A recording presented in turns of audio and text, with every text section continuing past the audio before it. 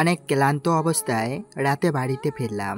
বাড়িতে প্রবেশ করে দেখলাম সবাই খাবার টেবিলে, সবাই রাতের ডিনার করছে।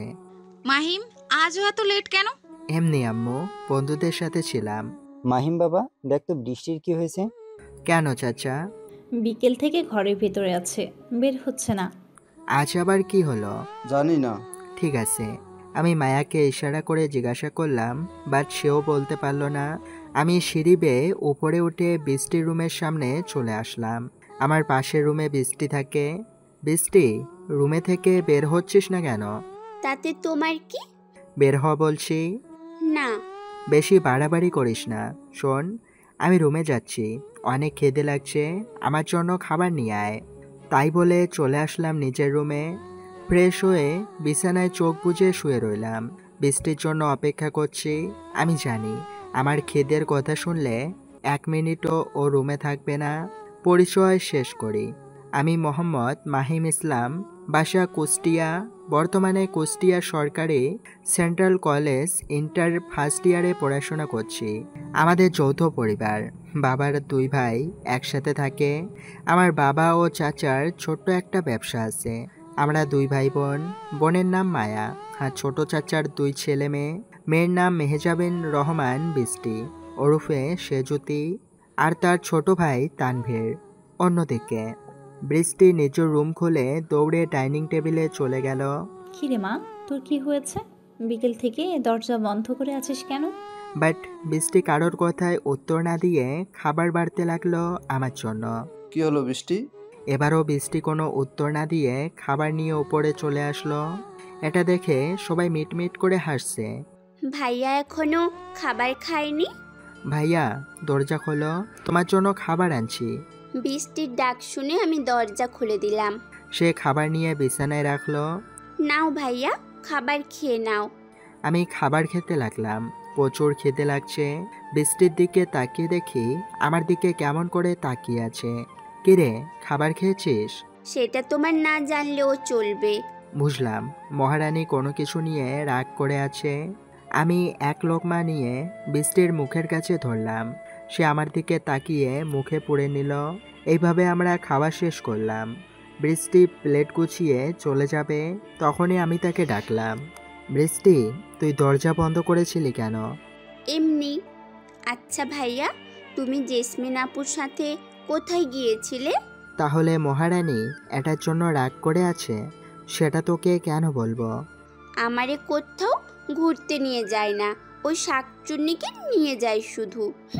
ঠিক আছে, বলা লাগবে না। আমি আজই মেসে চলে যাব, আর আসবো না। যা না তুই, কয়েকদিন থেকে বলবে মাহিম ভাইয়া আমাকে নিয়ে যাও এসে। এবার সেটা হবেও না। তাই বলে হনহনিয়ে চলে গেল। বৃষ্টিকে অনেকবার চাচা চাচি মেসে রেখে আসছে, তবুও সে কিছুদিন থেকে আবার চলে আসে, আর তাকে আমারে আনতে হয়। শালা বজ্জাত আমাকে একটুও ভালোবাসে না। নিচে যেতে যেতে তার কানে একটা কথা আসলো। ঠিক আছে জেসমিন, তোর যতদিন ইচ্ছে থাক। ঠিক আছে খালা। বৃষ্টি নিচে গিয়ে জেসমিনের দিকে ভেংচি কাটলো। আম্মু, আম্মু, আমি আজই মেসে চলে যাব। হঠাৎ করে মেসে যাবি কেন? এমনিতেই। বৃষ্টি মা, তোর মেসে যাওয়ার দরকার নেই। আমি যাব বলছি, যাব। ঠিক আছে যাস, তোকে তো রেখে আসতে চাই, তুই তো যেতে চাস না, আবার রেখে আসলে চলে আসিস মাহিমের সাথে। এবার আর কাঁদবো না, 1 মাসের কমে বাড়িতেও আসবো না। এটা তো ভালো কথা। তোরা পারিসও বটে। মায়া, তুইও আমার সাথে যাবি। তুই যাবি? এর মাঝে আমাকে টানছিস কেন? আসলে মায়া আর বৃষ্টি একই ক্লাসে পড়ে। আমার সাথে যাবি মানে যাবি। ঠিক আছে, গুছিয়ে নিচ্ছি তাহলে। বৃষ্টির কথা শুনে জেসমিন মুচকি হাসল, যেটা মিমের চোখ এড়ালো না। মায়া আর বৃষ্টি উপরে নিজের রুমে আসতে ছিল, তখনই আমি তাদের সামনে দাঁড়ালাম। কিরে, সত্যি মেসে যাবি? হ্যাঁ। ঠিক আছে যা, আবার কান্না করিস না যেন, আবার আমাকে তো নিয়ে আসতে হবে। হ্যাঁ, নিয়ে আসা লাগবে না, আমি চলে যাচ্ছি। এবার তুমি শান্তিতে থেকো, আরামে রিক্সায় করে ঘুরবে। তাই বলে বৃষ্টি নিজের রুমে চলে গেল। যাক, গেল। পাগলিটা এই জন্য রেগে আছে তাহলে। আসলে বিকেলে আমি জেসমিনকে বাস টার্মিনাল থেকে আনতে গিয়েছিলাম। তখন আসার সময় রিকশায় করে আসছিলাম। হয়তো তখনই বৃষ্টি আমাকে দেখছে আর সেই জন্য রেগে আছে। সন্ধ্যায় বৃষ্টি ও মায়া ম্যাচে যাওয়ার জন্য রেডি হয়ে পড়েছে। আমি রেডি হয়ে নিচে চলে আসলাম। তোরা সব কিছু নিয়েছিস তো? যদি কিছু না নিয়ে থাকিস তাহলে নিয়ে নে, না হয়তো পরে আবার বাড়িতে আসার জন্য ঝামেলা করবি। আমাদের কিছুই লাগবে না। তাড়াতাড়ি আয়, যেতে যেতে অনেক সময় লাগবে। আমি বৃষ্টি ও মায়া গিয়ে গাড়িতে বসলাম। আমি ড্রাইভিং সিটে, মায়া ও বৃষ্টি পিছনে বসে আছে। গাড়ি স্টার্ট দিয়ে মেন গেট হতে বেরিয়ে গেল। রওনা দিলাম মেচের দিকে। আমি গাড়ি চালাচ্ছি আর ব্যাক মিরর থেকে বৃষ্টিকে দেখছি। সেটা হয়তো মায়া খেয়াল করেছে। ভাইয়া দেখে শুনে গাড়ি চালা। বেশি কিছু বললাম না, না হলে আবার মায়া বকবক করতে লাগবে। 1 ঘন্টা পর মেসের সামনে চলে আসলাম। গাড়িতে থাকতেই বৃষ্টি আমার সাথে একটা কথা বলেনি। মায়া বৃষ্টি গাড়ি থেকে নামলো। সাবধানে থাকিস তোরা, আর যদি কিছু প্রয়োজন হয় তাহলে আমাকে ফোন করে জানাস। এদিকে আয়। তারপর মায়া আমার কাছে আসলো। বৃষ্টির দিকে খেয়াল রাখিস, বেচারি রেগে আছে। সেই চিন্তা তোমাকে করতে হবে না, সতে হলেও আমার একটা মাত্র ভাবি। তারপর গাড়ি টান দিয়ে বেরিয়ে আসলাম ম্যাচ থেকে। এখন রওনা দিলাম বাড়ির উদ্দেশ্যে। কি রে, তোর ভাই তোকে কি বলল? হুম। কিছুই বললো না, শুধু সাবধানে দেখে শুনে থাকতে বললো। তাই বলে রাগে হনহনিয়ে চলে গেল নিজের ব্যাগ নিয়ে। তুই যদি জানতি যে মাহিম ভাইয়া তোকে কত ভালোবাসে তাহলে এমন রাগ করে থাকতি না। অন্যদিকে আমি বাড়ির দিকে যাচ্ছিলাম। তখন প্রায় সন্ধ্যা পার হয়ে গেছে। রাস্তার মাঝখানে দেখলাম একটি মেয়েকে প্রায় 4-5 জন ছেলে ধরে টেনে হিঁচড়ে নিয়ে যাচ্ছে। আর মেয়েটির সাহায্যের জন্য আমি গাড়ি চালিয়ে তাদের সামনে গিয়ে থামালাম। মুখে মাস্ক পরে গাড়ি থেকে নামলাম। আস্তে আস্তে হেঁটে ছেলেগুলোর সামনে গিয়ে দাঁড়ালাম। মেয়েটির দিকে তাকিয়ে দেখলাম সে প্রচুর কান্না করছে। কান্না করতে করতে চোখ মুখ ফুলিয়ে ফেলেছে। প্লিজ ভাইয়া, আমাকে এই নরপশুদের হাত থেকে রক্ষা করুন। মেয়েটির কথা শুনে আমার খুব মায়া লাগলো। ছেলেগুলোর দিকে তাকিয়ে দেখলাম তারা প্রচণ্ড রেগে আছে আমার উপর। এগুলো দেখে আমি ডোন্ট কেয়ার ভাব নিয়ে তাকিয়ে রইলাম। ভাই বলে যখন ডেকেছ তখন তোমার কোনো ক্ষতি হতে দেব না। তোমার এই ভাই থাকতে কেউই তোমাকে এক চুলো আঁচড় করতে পারবে না। তখন ছেলেগুলোর মধ্যে থেকে একজন বলে উঠল, এই কে রে তুই? আমাদের কাজে বাধা দিচ্ছিস? ভালোই রাস্তা ছেড়ে দে, না হলে খুব খারাপ হবে। তুই আমার কিছুই করতে পারবি না, প্লিজ ভাইয়া, মেয়েটাকে আপনারা ছেড়ে দিন। ছেড়ে তো দিব না, আজ এই মালটাকে নিয়ে আমরা মস্তি করব। এই কথা শুনে আমার মাথা বিগড়ে গেল, চোখ মুখ লাল হয়ে গেল, কিন্তু অন্ধকারে তারা কিছুই দেখতে পারল না। আমি শান্ত হয়ে তাদের আবারও বললাম, ছেড়ে দিন প্লিজ, সে তো আপনাদের বোনের মতো।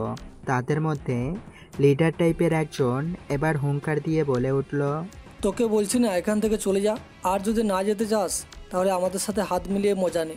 সেটা কখনো হবে না। আমি তো ওদের মতো নরপশু নই যে একটা মেয়ের উপর জোর করে ওইসব করব। এই শালাকে মেরে আয় তো, তারপর মালটাকে নিয়ে মস্তি করব। তাদের লিডারের ওরকম পেয়ে তাদের মধ্যে একজন আমাকে মারতে আসলো, কিন্তু তারা তো জানে না যে আমি কে। এদের মতো চুনোপুটি আমার আঙুলের খেলা। তো ছেলেটি আমাকে মারতে আসলো, আমি তার বুকে এক কিক মারলাম, সে উড়ে গিয়ে দূরে পড়ল। তৃতীয়বার ওঠার মতো আর ক্ষমতা তার নেই। একবারেই খেল খতম। এই থেকে ছেলেগুলো সব বড় বড় করে আমার দিকে তাকিয়ে রইল। কিরে ভাই, সাহস থাকলে আমাকে মেরে দেখা। আমার এই কথা শুনে ছেলেগুলো মেয়েটাকে ছেড়ে দিয়ে আমাকে তেড়ে মারতে আসলো। সবাই আমাকে মারতে আসলো, আর আমি তো তাদের মেরে শুয়ে দিলাম। তারা মার খেয়ে মাটিতে গোড়াগড়ি খেতে লাগলো। কে ভাই তুই যে আমাদের সবাই একলাই মেরে শুয়ে দিলি? সেটা জানার প্রয়োজন বোধ করি না আমি। তুই জানিস না আমরা কার লোক, শুনলে তুই ভয়ে এখানে মুতে দিবি। তাহলে বলে ফেল, তুই কাদের লোক, আমিও দেখি। আমরা ডেডলি বয়েজ গ্যাংয়ের লোক। লিডারের কথা শুনে আমি হাসবো না কাঁদবো নিজেই বুঝছি না। যাই হোক, তাদের সাথে বেশি কথা বাড়ানো উচিত নয়। তোদের মুখগুলো খুব ভালো করেই চিনে রাখলাম, সাবধানে থাকিস, নয়তো কখনো উপরে চলে যাবে টেরও পাবি না। তুই 1 নম্বরে ভীতু, সেই জন্য মার্কস পড়ে আসিস। কে ভীতু কে সাহসী সেটা সময় হলে বুঝতে পারবে। এত সময় তাদের সাথে কথা বলতেছিলাম বলে মেয়েটার কি অবস্থা সেদিকে আমার কোনো খেয়াল নেই। পাশে তাকিয়ে দেখলাম মেয়েটি জড়সড় হয়ে একটি গাছের নিচে দাঁড়িয়ে আছে। আমি হাঁটতে হাঁটতে তার কাছে গেলাম। এই যে আপু, তোমার নাম কি? আমার নাম ফাতেমা। তোমার কোনো ভয় নেই, তারা উচিত শিক্ষা পেয়েছে। তখনই লিডার ছেলেটি আমাকে পিছন থেকে ছুরি মারল। এটা দেখে ফাতেমা খুব জোরে চিৎকার করতে লাগলো। আমার গায়ের উপর ঢলে পড়ল, সে অজ্ঞান হয়ে গেছে। আমি ফাতেমার সাথে কথা বলতেছিলাম, তখনই অনুভব করলাম কেউ আমার পিছনে হেঁটে আসছে। তখনই ফ্ল্যাশ করে একটি শব্দ হলো, আর আমি সাথে সাথে পিছনে হাত দিয়ে দিলাম। লিডার ছেলেটি আমার পিছন থেকে ছুরি মেরেছিল। বাম হাত দিয়ে ঠেকানোর কারণে আমার হাতটি অনেকখানি কেটে গেছে। লিডার ছেলেটি যখন মারতে আসতেছিল, এটা দেখে ফাতেমা চিৎকার দিয়ে অজ্ঞান হয়ে গেছে। আমি লিডার ছেলেটিকে একটি ঘুষি মারলাম পেটে, সাথে সাথে তার মুখ দিয়ে রক্ত বেরিয়ে আসলো এবং মাটিতে পড়ে গেল। আমি ফাতেমাকে নিয়ে গিয়ে গাড়ির সামনের সিটে বসিয়ে দিলাম। তারপর নিজের পকেট থেকে ফোনটা বের করে এক জায়গায় ফোন দিলাম। হ্যালো নাফিস, তিরিমণি চৌরাস্তায় এসে কয়েকটা ছেলেকে পাবি, তাদেরকে তুলে নিয়ে গিয়ে আমার আস্তানায় রাখ। ঠিক আছে, তোর চিন্তা করতে হবে না। তারপর আমি গাড়ি নিয়ে হাসপাতালের দিকে যেতে লাগলাম। বেশ কিছু সময় পর হাসপাতালে পৌঁছে গেলাম এবং ফাতেমাকে কোলে করে নিয়ে ডাক্তারের কাছে গেলাম। ডক্টর, দেখুন তো আমার বোনের কি হয়েছে। ঠিক আছে। বেশ কিছু সময় ডক্টরে চেক করে বলল, দেখুন, তিনি কোনো কিছু নিয়ে খুব ভয় পেয়ে আছেন। আমি তাকে ঘুমের ইঞ্জেকশন দিয়ে দিয়েছি। 3 ঘন্টা পর জ্ঞান ফিরলে তাকে বাসায় নিয়ে যাবে। আর কিছু মেডিসিন লিখে দিচ্ছি, সেগুলো নিয়মিত খাওয়াবেন। ঠিক আছে ডক্টর। বেশ কিছু সময় পর খেয়াল হলো আমার হাতে যন্ত্রণা হচ্ছে। তখনই খেয়াল হলো যে তখন ছুরিতে আঘাত লেগেছিল। ডক্টর, আমার হাতে একটু ব্যান্ডেজ করে দিন তো। ও মাই গড, আপনার তো অনেকখানি কেটে গেছে। আপনি একটু অপেক্ষা করুন, আমি এখনই ব্যান্ডেজ করে দিচ্ছি। ডক্টর একজন নার্সকে ডেকে নিয়ে এসে তোলা ও স্যাভলন দিয়ে হাতটি ভালোভাবে পরিষ্কার করে ব্যান্ডেজ করে দিল। ডক্টর চলে গেল আর আমি ফাতেমার পাশে বসেছিলাম। 3 ঘন্টার পর ফাতেমার জ্ঞান ফিরল। এখন কেমন লাগছে ফাতেমা? এই তো ভালো লাগছে ভাইয়া। আর আপনাকে অনেক ধন্যবাদ আমাকে রক্ষা করার জন্য। ধুর পাগলি, ভাইয়া বলে যখন ডেকেছিস তখন তো রক্ষা করা আমার কর্তব্য। আচ্ছা বলো তো, তোমার পরিবারে কে কে আছে? আমার পরিবার বলতে কেউ নেই। আমি একটা এতিমখানায় বড় হয়েছি, আর এখন টিউশনি করাই। সেগুলো দিয়ে খরচ করি, নিজে যাবতীয় লেখাপড়া এটা দিয়েই করি। তাই বলে ফাতেমা কান্না করতে লাগলো। আর আমি ভাবছি এই অসহায় মেয়েটিকে কিভাবে জানোয়ারগুলো কুনজর দিল। ঠিক আছে, আর কান্না করতে হবে না। তোমার এই ভাই তো আছে। আজ থেকে তুমি আমার সাথে আমার বাসাতে থাকবে। এই বিষয় নিয়ে আর কোনো কথা বলতে চাই না। তুমি আমার সাথে যাবে মানে যাবে, ব্যাস। যদি আপনার ফ্যামিলির কেউ কিছু বলে? সব কিছু আমার উপর ছেড়ে দাও। তারপর হসপিটালের বিল মিটিয়ে ফাতেমাকে নিয়ে নিজের বাসাতে চলে আসলাম। বাসার কলিং বেল দেওয়ার পর আম্মু এসে দরজা খুলে দিল। মাহিম, তোর সাথে এই মেয়েটিকে? তোমরা ভেতরে চলো, তারপর আমি সব কিছু বলতেছি। বাড়ির ভেতরে গিয়ে ড্রয়িং রুমে সবাইকে একসাথে হতে বললাম। সবাইকে একসাথে এক জায়গায় বসতে বললাম। এই যে আমার সাথে যে মেয়েটি আছে সে আমার বোন ফাতেমা। তারপর ফাতেমার সাথে ঘটে যাওয়ার সব ঘটনা খুলে বললাম এবং তার সম্পর্কেও সব কিছু বললাম। বলো, আমি কি ভুল করেছি? না বাবা, তুই একদম ঠিক করেছিস। ফাতেমা মা, এদিকে আয় তো। তারপর ফাতেমার মায়ের কাছে এগিয়ে গেল। আম্মু ফাতেমাকে নিজের কাছে বসালো। তারপর ফাতেমার 2 হাত ধরল। আজ থেকে আমি তোর মা, আর এই পরিবারটা তোর পরিবার। তোর আজ থেকে যা কিছু প্রয়োজন হবে আমাদেরকে বলবি। এরা সবাই আজ থেকে তোর আপন। ঠিক আছে মা। তারপর সবাই মিলে গল্প করতে লাগলো আর আমি নিজের রুমে গিয়ে ফ্রেশ হয়ে চলে আসলাম নিচে। নিচে এসে দেখলাম সবার সাথে মিশে গেছে মনে হচ্ছে। সেটা তার নিজের পরিবারই। যাক, একদিক থেকে ভালোই হয়েছে। মেয়েটি তার নতুন পরিবার পেয়েছে। একসাথে রাতে ডিনার করে আমি নিজের রুমে চলে আসলাম। রাত 12টা। আমার পরিবারের সবাই নিজের রুমে গভীর ঘুমে ব্যস্ত। আমি নিজের সিক্রেট আলমারি হতে কিছু পোশাক বের করলাম। পোশাকগুলো অন্যান্য পোশাক থেকে একেবারে ভিন্ন। পোশাকগুলো পরে নিলাম, মুখের মাস্ক পরে নিলাম। এই পোশাকগুলো খুবই পরিচিত পোশাক আমার কাছে। যাই হোক, বাড়ি থেকে বেরিয়ে গ্যারেজ থেকে আমার সবচেয়ে পছন্দের মোটরসাইকেলটা নিয়ে বেরিয়ে গেলাম। প্রায় 1 ঘন্টা পর নিজ গন্তব্যে পৌঁছালাম। মোটরসাইকেলটা সাইড করে রেখে একটি বটগাছের সামনে গিয়ে দাঁড়ালাম। পরপর 3 বার তালি দেওয়ার সাথে সাথে বটগাছ থেকে একটি দরজা খুলে গেল। আমি দরজা দিয়ে ভিতরে প্রবেশ করার সাথে সাথে আবার দরজাটি বন্ধ হয়ে আবার বটগাছ হয়ে গেল। ভিতরে প্রবেশ করার সাথে সাথে নাফিস ও নিয়াম আমার কাছে এগিয়ে আসলো। কেমন আছিস দোস্ত? ভালো, তোরা? ভালো। তো সেই বাচ্চাধনগুলোর কি অবস্থা? যেমন নিয়ে এসেছি তেমনি রাখা আছে। তোকে নিষেধ করার পর আমরা কিছুই করিনি। ঠিক আছে, চল। তারপর আমরা 3 জন হাঁটতে হাঁটতে একটা রুমের মাঝে চলে আসলাম, যেখানে তখনকার ছেলেগুলোকে ধরে রাখা হয়েছে। আমি রুমের ভেতরে পৌঁছানোর সাথে সাথে তারা চিৎকার করতে লাগলো আর নিজেদেরকে ছেড়ে দিতে বলল। দেখ, আমাদেরকে ছেড়ে দে, না হলে এর পরিণাম ভালো হবে না। আমাদের বসকে তো তুই চিনিস না। তো তোদের বস ডেডলি বয়েসের বস নাকি? হ্যাঁ, সে আন্ডারওয়ার্ল্ডের সবচেয়ে বড় মাফিয়া, মাফিয়াদের বস, মাফিয়া ওরফে কিংস্টার মাফিয়া অফ লেজেন্ড প্রিন্স। লিডারের কথা শুনে আমার খুব হাসি পাচ্ছিল, তাই খুব জোরে জোরে হাসতে লাগলাম। এত সময় আমি নিয়ম মাফিক অন্ধকার থেকে তাদের সাথে কথা বলতেছিলাম, তাই ছেলেগুলো আমাদের চিনতে পারেনি। যখনই অন্ধকার থেকে আমরা 3 জন বেরিয়ে আসলাম, আমাদেরকে দেখে ছেলেগুলো ভয়ে কাঁপতেছিল। দোতরার সামনে নিজেদের জমদূতকে দেখতে পাচ্ছে। ভাই ভাই, আমাদের মাফ করে দিন। তোদের কোনো মাফ নেই ভাই, আমরা তো একই গ্যাংয়ের লোক, তাহলে ঝামেলা করে কি লাভ? তোদের কোনো মাফ নেই। তোরা আমার দলের হয়ে এমন খারাপ কাজ করিস, আমার নাম করে লোকেদের ভয় দেখিয়ে চাঁদা তুলিস। ভাই, কে আপনি? প্লিজ আমাদের বসকে কিছু বলবেন না। আরে বোকার দল, বসকে কি আর বলবি? তোদের সামনেই তোর জমদূত দাঁড়িয়ে আছে, কিংস্টার অফ লেজেন্ড প্রিন্স। নিয়ামের কথা শুনে ছেলেপেলেগুলো সব বড় বড় করে আমার দিকে তাকিয়ে রইল। প্লিজ বস, আমাদের মাফ করে দিন, আমরা আর কখনো এরকম কাজ করব না। আগেই বলছি, তোদের কোনো মাপ নেই। আজকে তোদের শেষ দিন। নিয়াম আর নাফিস বাকি ছেলেগুলোকে হিসাব নিয়ে আমি লিডারকে দেখছি। তারপর তারা 2 জন লিডারের ছেলেপেলেগুলোকে নির্মমভাবে মারতে লাগলো। আমি লিডার ছেলেটাকে গরম রড দিয়ে মারতে লাগলাম। সে খুব জোরে জোরে চিৎকার করতে লাগলো।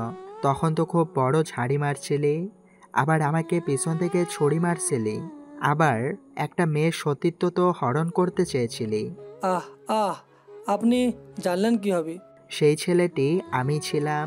এই কথা শুনে ছেলেটা চোখ বড় বড় করে আমার দিকে তাকিয়ে রইল। সেদিকে আমি কোনো ভ্রুক্ষেপ না করে ছেলেটির হৃৎপিণ্ডে রড ঢুকিয়ে দিলাম। সাথে সাথেই লিডার ছেলেটি মারা গেল। এইদিকে নিয়াম আর নাফিসও তাদেরকে মেরে ফেলেছে। তোরা 2 জন আমার দলের সবাইকে ঘোষণা করে দে, যাতে আমার নামে কেউ যেন খারাপ কাজ করতে না পারে। আর যদি তেমন হয় তাহলে সেদিনই তার শেষ দিন। ঠিক আছে, তোরা নিজেদের বাসায় চলে যা, আমিও বাসায় যাচ্ছি। তারপর আবার আগের মতো বেরিয়ে এসে বাইক নিয়ে বাড়িতে চলে আসলাম। পোশাক খুলে আবার আলমারিতে রেখে দিলাম। অনেক ক্লান্ত লাগতেছে, তাই বিছানায় ঘুমিয়ে গেলাম। অন্যদিকে দেখছিস মায়া, তোর ভাই আমাকে একটুও ভালোবাসে না। কেন? তুই জানিস কিভাবে? আমাকে একবারও আটকালো না, আবার রেখে যাওয়ার পর ফোনও দিল না। এই ব্যাপারে তুই রাগ করে চলে আসলি, আবার বলছিস 1 মাসের আগে বাড়ি যাবি না। ধুর, তখন তো রাগের মাথায় বলেছিলাম। এখন এই সব না ভেবে ঘুমা যা। এভাবে তারা কথা বলতে বলতে ঘুমিয়ে গেল। এভাবে যেতে যেতে কয়েকদিন চলে গেল। এই কয়েকদিনের মাঝে একবারও আমি মায়া বৃষ্টি বেশি তার খোঁজ খবর নেইনি। তো একদিন বিকেলে নিজের রুমে শুয়েছিলাম, তখনই আমার রুমে ফাতেমা ও জেসমিন উপস্থিত হলো। কিরে, তোরা কিছু বলবি? আসলে ভাইয়া, অনেকদিন হলো ঘুরতে যাওয়া হয়নি, তাই বলছিলাম কিছু মনে না করলে চলো না, আজ আমরা একটু ঘুরতে যাই। হ্যাঁ মাহিম, চলো যাই। আর এমনিতেও তোমাকে আমার একটা কথা জানানোর আছে। এখানেই বল। না, ঘুরতে গিয়ে বলবো। ঠিক আছে, তোরা দুজন রেডি হয়ে নে, এখনই আমরা বের হব। বেশ কিছু সময় পর রেডি হয়ে আমি নিচে চলে আসলাম। ফাতেমা ও জেসমিনের কোনো খোঁজ খবর পাচ্ছি না। বেশ কিছু সময় পর তারা নিচে চলে আসলো। রেডি হতে এত সময় লাগে তোদের? ঘুরতে যাব, তাহলে একটু তো সুন্দর করে সাজবই, বলো। ঘুরতে তো না, মনে হচ্ছে ছেলে দেখতে যাচ্ছি। দেখো ভাইয়া, একদম ভালো হবে না কিন্তু। আচ্ছা ঠিক আছে, চল। তারপর আমরা গাড়ি নিয়ে কুষ্টিয়ার রোজ অলি পার্কে চলে আসলাম। ভাইয়া, ফুচকা খাবো। ঠিক আছে চল। তারপর ফুচকার দোকানে গিয়ে ফুচকা দিতে বললাম দোকানদারকে। তারা ফুচকা খাচ্ছে তো খেয়েই যাচ্ছে। 4 প্লেট করে ফুচকা খাওয়া শেষ। আমি তাদের ধমক দিয়ে ফুচকা খেতে নিষেধ করলাম। বিল পরিশোধ করে অন্যদিকে চলে গেলাম। ভাইয়া, তোরা ঘুরতে থাক, আমি ওই সাইডে একটু ওয়াশরুম থেকে আসছি। ঠিক আছে। ফাতেমা চলে যাওয়ার পর জেসমিন হঠাৎ আমার সামনে এসে দাঁড়ালো। কিরে, কিছু বলবি? দেখো মাহিম, আমি সোজাসুজি বলতে ভালোবাসি, তাই তোমাকে বলছি। আমি তোমাকে অনেক আগে থেকেই ভালোবাসি। I love you. কি? দেখ, আমি এই বিষয়ে কখনো ভাবি না, আর তোকে তো না। আমি কি দেখতে খারাপ? না, কিন্তু আমি তোকে সব সময় বোনের নজরে দেখছি। আর হ্যাঁ, তোকে একটা কথা বলি, আমি বৃষ্টিকে অনেক ভালোবাসি। এটা হতে পারে না। আমার কথা শুনে যে জেসমিন কাঁদতে কাঁদতে পার্ক থেকে বেরিয়ে গেল। বেশ কিছু সময় পর ফাতেমা আসলো। তাকে সাথে নিয়ে গাড়ির কাছে চলে আসলাম। গাড়ির কাছে গিয়ে দেখলাম জেসমিন বসে আছে, আর তার চোখ লাল হয়ে আছে। অনেক বেশি কষ্ট পেয়েছে। গাড়ি চালাচ্ছি আর ফাতেমা ও জেসমিন কথা বলছে। আপু, তোমার চোখ লাল কেন? আরে কিছুই না, ফুচকা খাইছি তখন কিভাবে যেন হাতে ঝাল লেগে গিয়েছিল, তাই সেটাই চোখে গেছে। জেসমিনের কথা শুনে আর কথা বলল না। যাই হোক, জেসমিনকে এই বিষয়ে আমাকে বোঝাতে হবে আমি বৃষ্টিকে সবচেয়ে বেশি ভালোবাসি। তারপর গাড়ি চালাতে চালাতে বাড়িতে চলে আসলাম এবং যে যার রুমে চলে গেল। আমিও আমার রুমে চলে আসলাম। রাতে খাওয়া দাওয়া করতে নিচে আসলাম। সবাইকে ডাইনিং টেবিল দেখালাম, বাট জেসমিনকে দেখতে পারলাম না। আমি গিয়ে চেয়ারে বসলাম। মা, জেসমিন কোথায়? জানি না রে বাবা, সেই সন্ধ্যায় নিজের রুমে ঢুকেছে, বের হবার নামই নেই। ফাতেমা, যা তো ডেকে নিয়ে আয়। ভাইয়া, আমি ডেকেছি, বাট সে নিজেই তো রুম থেকে বের হচ্ছে না, আর বলছে তার নাকি খিদে নেই। আচ্ছা, আমি দেখছি।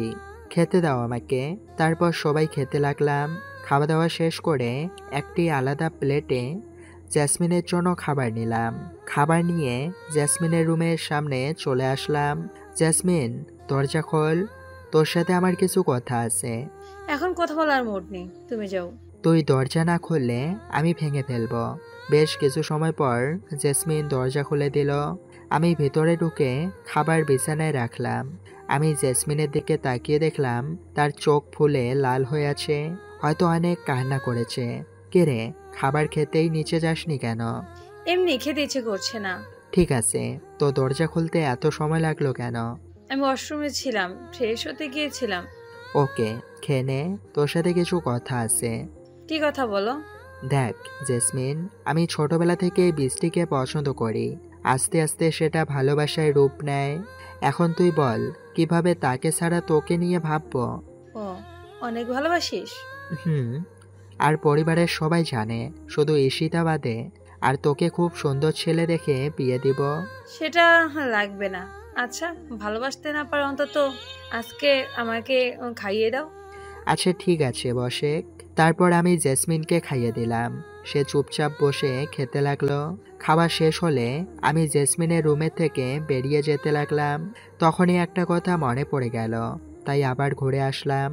এই জেসমিন, কয়েকদিন পর বৃষ্টির জন্মদিন, তাই তাকে সারপ্রাইজ দিব। তুই আমাকে সাহায্য করবি? ঠিক আছে। তারপর আমি আবার প্লেটগুলো নিয়ে নিচে চলে আসলাম। প্লেটগুলো রেখে নিজের রুমে চলে আসলাম। বিছানায় শুয়ে আছি আর বৃষ্টির কথা ভাবছি। পাগলিটা মনে হয় আরও রেগে আছে একদিন খোঁজ না নেওয়ার জন্য। আর বেশি দেরি করব না, খুব শীঘ্রই আমার মনের কথা তোকে জানিয়ে দেব। এইসব ভাবতে ভাবতে ঘুমিয়ে গেলাম। অন্যদিকে আজ প্রায় 15 দিন হতে চলল বৃষ্টি ও মায়া এর ম্যাচে যাওয়ার। এই কয়েকদিন তারা একবারও বাড়িতে ফোন করেনি। রাতে তারা দুজন শুয়ে আছে ও নিজেদের মধ্যে বিভিন্ন ধরনের কথা বলছে। ধুর, কেন যে 1 মাস থাকার কথা বলে এসেছিলাম, এখন তো কোনো দিনই কাটছে না। এখন মজা বুঝো। আগে জানলে আর বলতাম নাকি 1 মাস থাকার কথা। এখন কিছুই করার নেই। সব দোষ তোর ভাইয়ের, আমাকে একটুও ভালোবাসে না। কেন? ওই জেসমিন শাকচুন্নির সাথে সব সময় ঘুরে বেড়ায়। এটাই তোর সবচেয়ে বড় ভুল। এখন তুই ভাব, তুই তো বাসায় নাই, জেসমিন আপু একলা বাসায় আছে। এই সুযোগে যদি ভাইয়াকে পটিয়ে নেয় তাহলে তোর কি হবে? সেটা কখনো হবে না। এবার সেটাই হবে, তোকে নাকের ডগায় দিয়ে ভাইয়াকে পটিয়ে নিবে। এই কথাগুলো শুনে বৃষ্টি কান্না করে দিল। এটা আমি কি করলাম? নিজের পায়ে নিজেই কুড়াল মারলাম। এখন আমার কি হবে? কি আর হবে, অন্যের ঘর ভাঙা দেখতে হবে। এই কথা শুনে বৃষ্টি আরো বেশি জোরে কান্না করতে লাগলো। তার কান্না থামার কোনো নামই নিচ্ছে না। আমি এক্ষুনি বাড়ি যাব, এখানে আর 1 মুহূর্ত থাকবো না।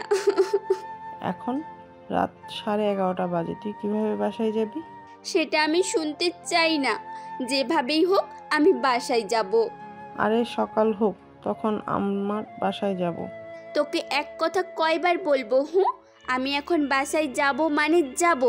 যেভাবেই হোক ম্যানেজ কর, নইলে ওই শাকচুন্নি ডাইনিটা জেসমিনটা তোর ভাইকে পটিয়ে নেবে, তখন আমার কি হবে? ওকে, তুই কান্না থামা, আমি ব্যবস্থা করছি। ওকে ওকে, তাড়াতাড়ি কর। তুই চুপ কর, আমি মাহিম ভাইয়াকে ফোন দিচ্ছি, সে কোনো না কোনো ব্যবস্থা করবে। ঠিক আছে। বৃষ্টি তবুও কান্না থামাচ্ছে না, কান্না করেই যাচ্ছে। সে আমাকে নিয়ে খুবই টেনশন করছে। বিকেলে ঘোরাঘুরির কারণে অনেক ক্লান্ত লাগতেছিল, তাই ঘুমিয়েছিলাম। কিন্তু হঠাৎ আমার ফোনটি বেজে উঠল, তাই ঘুম ভেঙে গেল। বিরক্ত হয়ে ফোনটি রিসিভ করলাম। তখনই মায়া কথা বলে উঠল। ভাইয়া শোনো। এখন রাত কয়টা বাজে দেখেছিস তুই? এখন ফোন করে ডিস্টার্ব করছিস কেন? আমার কথা শুনে বৃষ্টি খপ করে মায়ের হাত থেকে ফোন কেড়ে নিল। হ্যালো ভাইয়া, আমাকে তুমি এক্ষুনি মেস থেকে বাসায় নিয়ে যাও। আমি 1 মুহূর্ত এখানে আর থাকবো না। ফোনের ওই পাশ থেকে বৃষ্টির কান্নার শব্দ শুনে আমার বুকের ভেতর ধড়ফড় করে উঠল। এই যে বৃষ্টি, আমার কিছু হলো না তো? আমি 1 লাফ দিয়ে বিছানা থেকে উঠে বললাম, কি হয়েছে বৃষ্টি? তোর কিছু হলো না তো? কান্না করছিস কেন?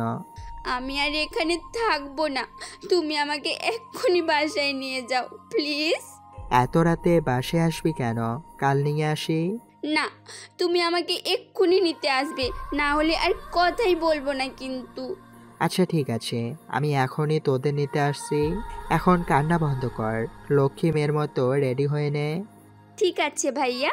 ফোন কেটে দিয়ে রুম থেকে বেরিয়ে গাড়ি নিয়ে বেরিয়ে পড়লাম বাড়ি থেকে। প্রায় 1 ঘন্টা পর বৃষ্টি ম্যাচের সামনে পৌঁছালাম। আমি গাড়ি থেকে নেমে গেটের কাছে যাওয়ার সঙ্গে সঙ্গে কে যেন এসে আমাকে জড়িয়ে ধরল। কিছু সময় পর মনে হলো জড়িয়ে ধরা ব্যক্তিটি আমার খুবই পরিচিত। হ্যাঁ, সে আর কেউ না, বৃষ্টি ছিল। আমাকে জড়িয়ে ধরে বেশ কিছু সময় কান্না করলো। আমি বৃষ্টিকে আমার কাছ থেকে ছাড়িয়ে নিলাম। কি হয়েছে, কান্না করছিস কেন আবার? খুব পচা ভাইয়া, আমাদের রেখে গিয়ে আর একবারও খোঁজ নিলে না। অনেক ব্যস্ত ছিলাম। কোন কাজে ব্যস্ত ছিলে? সেটা আমার ভালোই জানা আছে। আচ্ছা, বেশি কথা না বলে ব্যাগগুলো গাড়িতে তোল, আমি ম্যানেজারের সঙ্গে কথা বলে আসি। ঠিক আছে। মায়া ব্যাগ গুছিয়ে নিয়ে আয়। আচ্ছা ভাইয়া। পাগলি, এই কয়েকদিন এত কান্না। বৃষ্টি, তুই হয়তো জানিস না যে আমি তোকে কতটা ভালোবাসি। তোর জন্য আমি জীবনটাও দিতে পারি। তারপর ম্যানেজারের সঙ্গে কথা বলে মায়া এবং বৃষ্টিকে নিয়ে বাসার দিকে রওনা দিলাম। প্রায় 1 ঘন্টা পর বাসায় পৌঁছালাম। এখন কারোর সঙ্গে কথা বলা লাগবে না, সবাই নিজেদের রুমে যাও, ঘুম পাচ্ছে। তোরা নিজের রুমে গিয়ে রেস্ট নে, কাল সকালে একবারে কথা বলিস। আর এই নে, এই প্যাকেটগুলোর মধ্যে বিরিয়ানি আছে, তোরা খেয়ে নিস। ঠিক আছে ভাইয়া। তারপর তারা দুজন নিজেদের ব্যাগ নিয়ে নিজেদের রুমে চলে গেল। আর আমি গাড়ি গ্যারেজে রেখে নিজের রুমে চলে আসলাম। অনেক ক্লান্ত লাগতেছে, তাই ঘুমিয়ে গেলাম। তারপর সকালে সবাই ঘুম থেকে উঠে নিজেদের কাজ করতে লাগলো। মা ও চাচি খাবার নাস্তা বানিয়ে টেবিলের উপর রাখলো। আস্তে আস্তে সবাই টেবিলের এসে বসলো। সকালে নাস্তা করতে লাগবে। এমন সময় উপর থেকে বৃষ্টি ও মায়া এসে হাজির হলো। গুড মর্নিং সবাইকে। কারোর কথা শুনে সবাই সিঁড়ির দিকে তাকালো। কিরে, তোরা কখন আসলি? আমরা তো রাতে আসছি, তোমরা ঘুমিয়ে গিয়েছিলে, তাই আর ডাকিনি। কে নিয়ে আসলো তোদের? মাহিম ভাইয়া। সকালে ঘুম থেকে উঠে ফ্রেশ হয়ে নিচে নাস্তা করতে আসলাম। তখনই দেখছি বৃষ্টি ও মায়া সিঁড়ির ওপর দাঁড়িয়ে আছে। আমি হাঁটতে হাঁটতে নাস্তার টেবিলে বসলাম। আমার পিছনে পিছনে বৃষ্টি ও মায়া নাস্তার টেবিলে এসে বসলো। বুঝলে ছোট মা, তোমার মেয়ে রাত 11টার সময় ফোন দিয়ে সেই কান্না করতেছিল, তাই সেই রাতে গিয়ে নিয়ে আসলাম। এটা কেমন আদিক্ষেতা বৃষ্টি? রাত 11টায় বাড়িতে আসার বায়না ধরার মানে কি? আসলে ছোট মা, বৃষ্টি একটা খারাপ স্বপ্ন দেখেছিল, তাই উঠে প্রচুর কান্না করতেছিল, তাই ভাইয়াকে ফোন দিয়ে নিয়ে যেতে বললাম। আচ্ছা ঠিক আছে।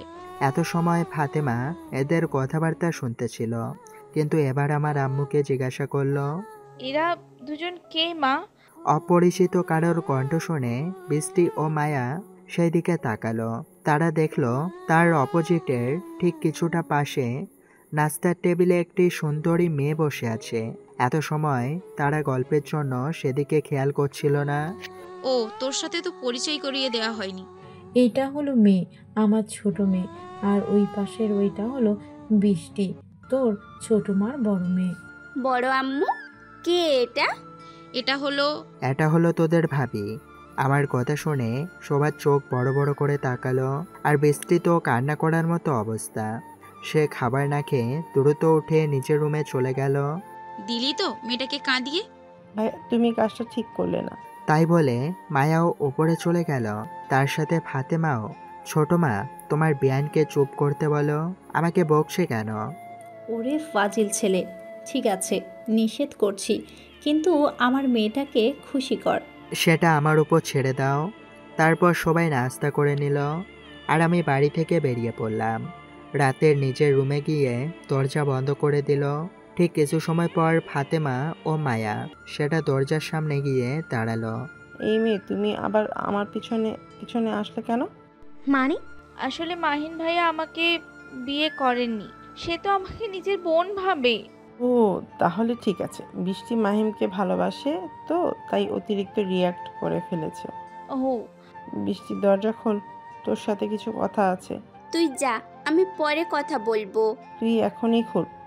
আপু, মাহিন ভাইয়া নিচে যা বলেছে সব মিথ্যে কথা, আপনাকে রাগানোর জন্য বলেছে।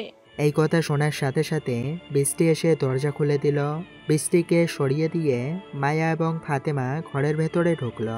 একটু সময়ের মধ্যে কি হাল করেছিস নিজের ঘরের, আবার কান্না করে চোখ মুখ ফুলিয়ে ফেলেছিস। তুই তো জানিস সব কিছু। আসলে আপু, সরি ফাতেমা, তোমাকেও আর ভুল বোঝার কারণে। আসলে তখন ওই কথা শুনে আমার মাথা ঠিক ছিল না। ইটস ওকে আপু, আমি বুঝতে পারছি। বেশ কিছু সময়ের মাঝে তারা তিনজনের মাঝে ভালো সম্পর্ক হয়ে গেল।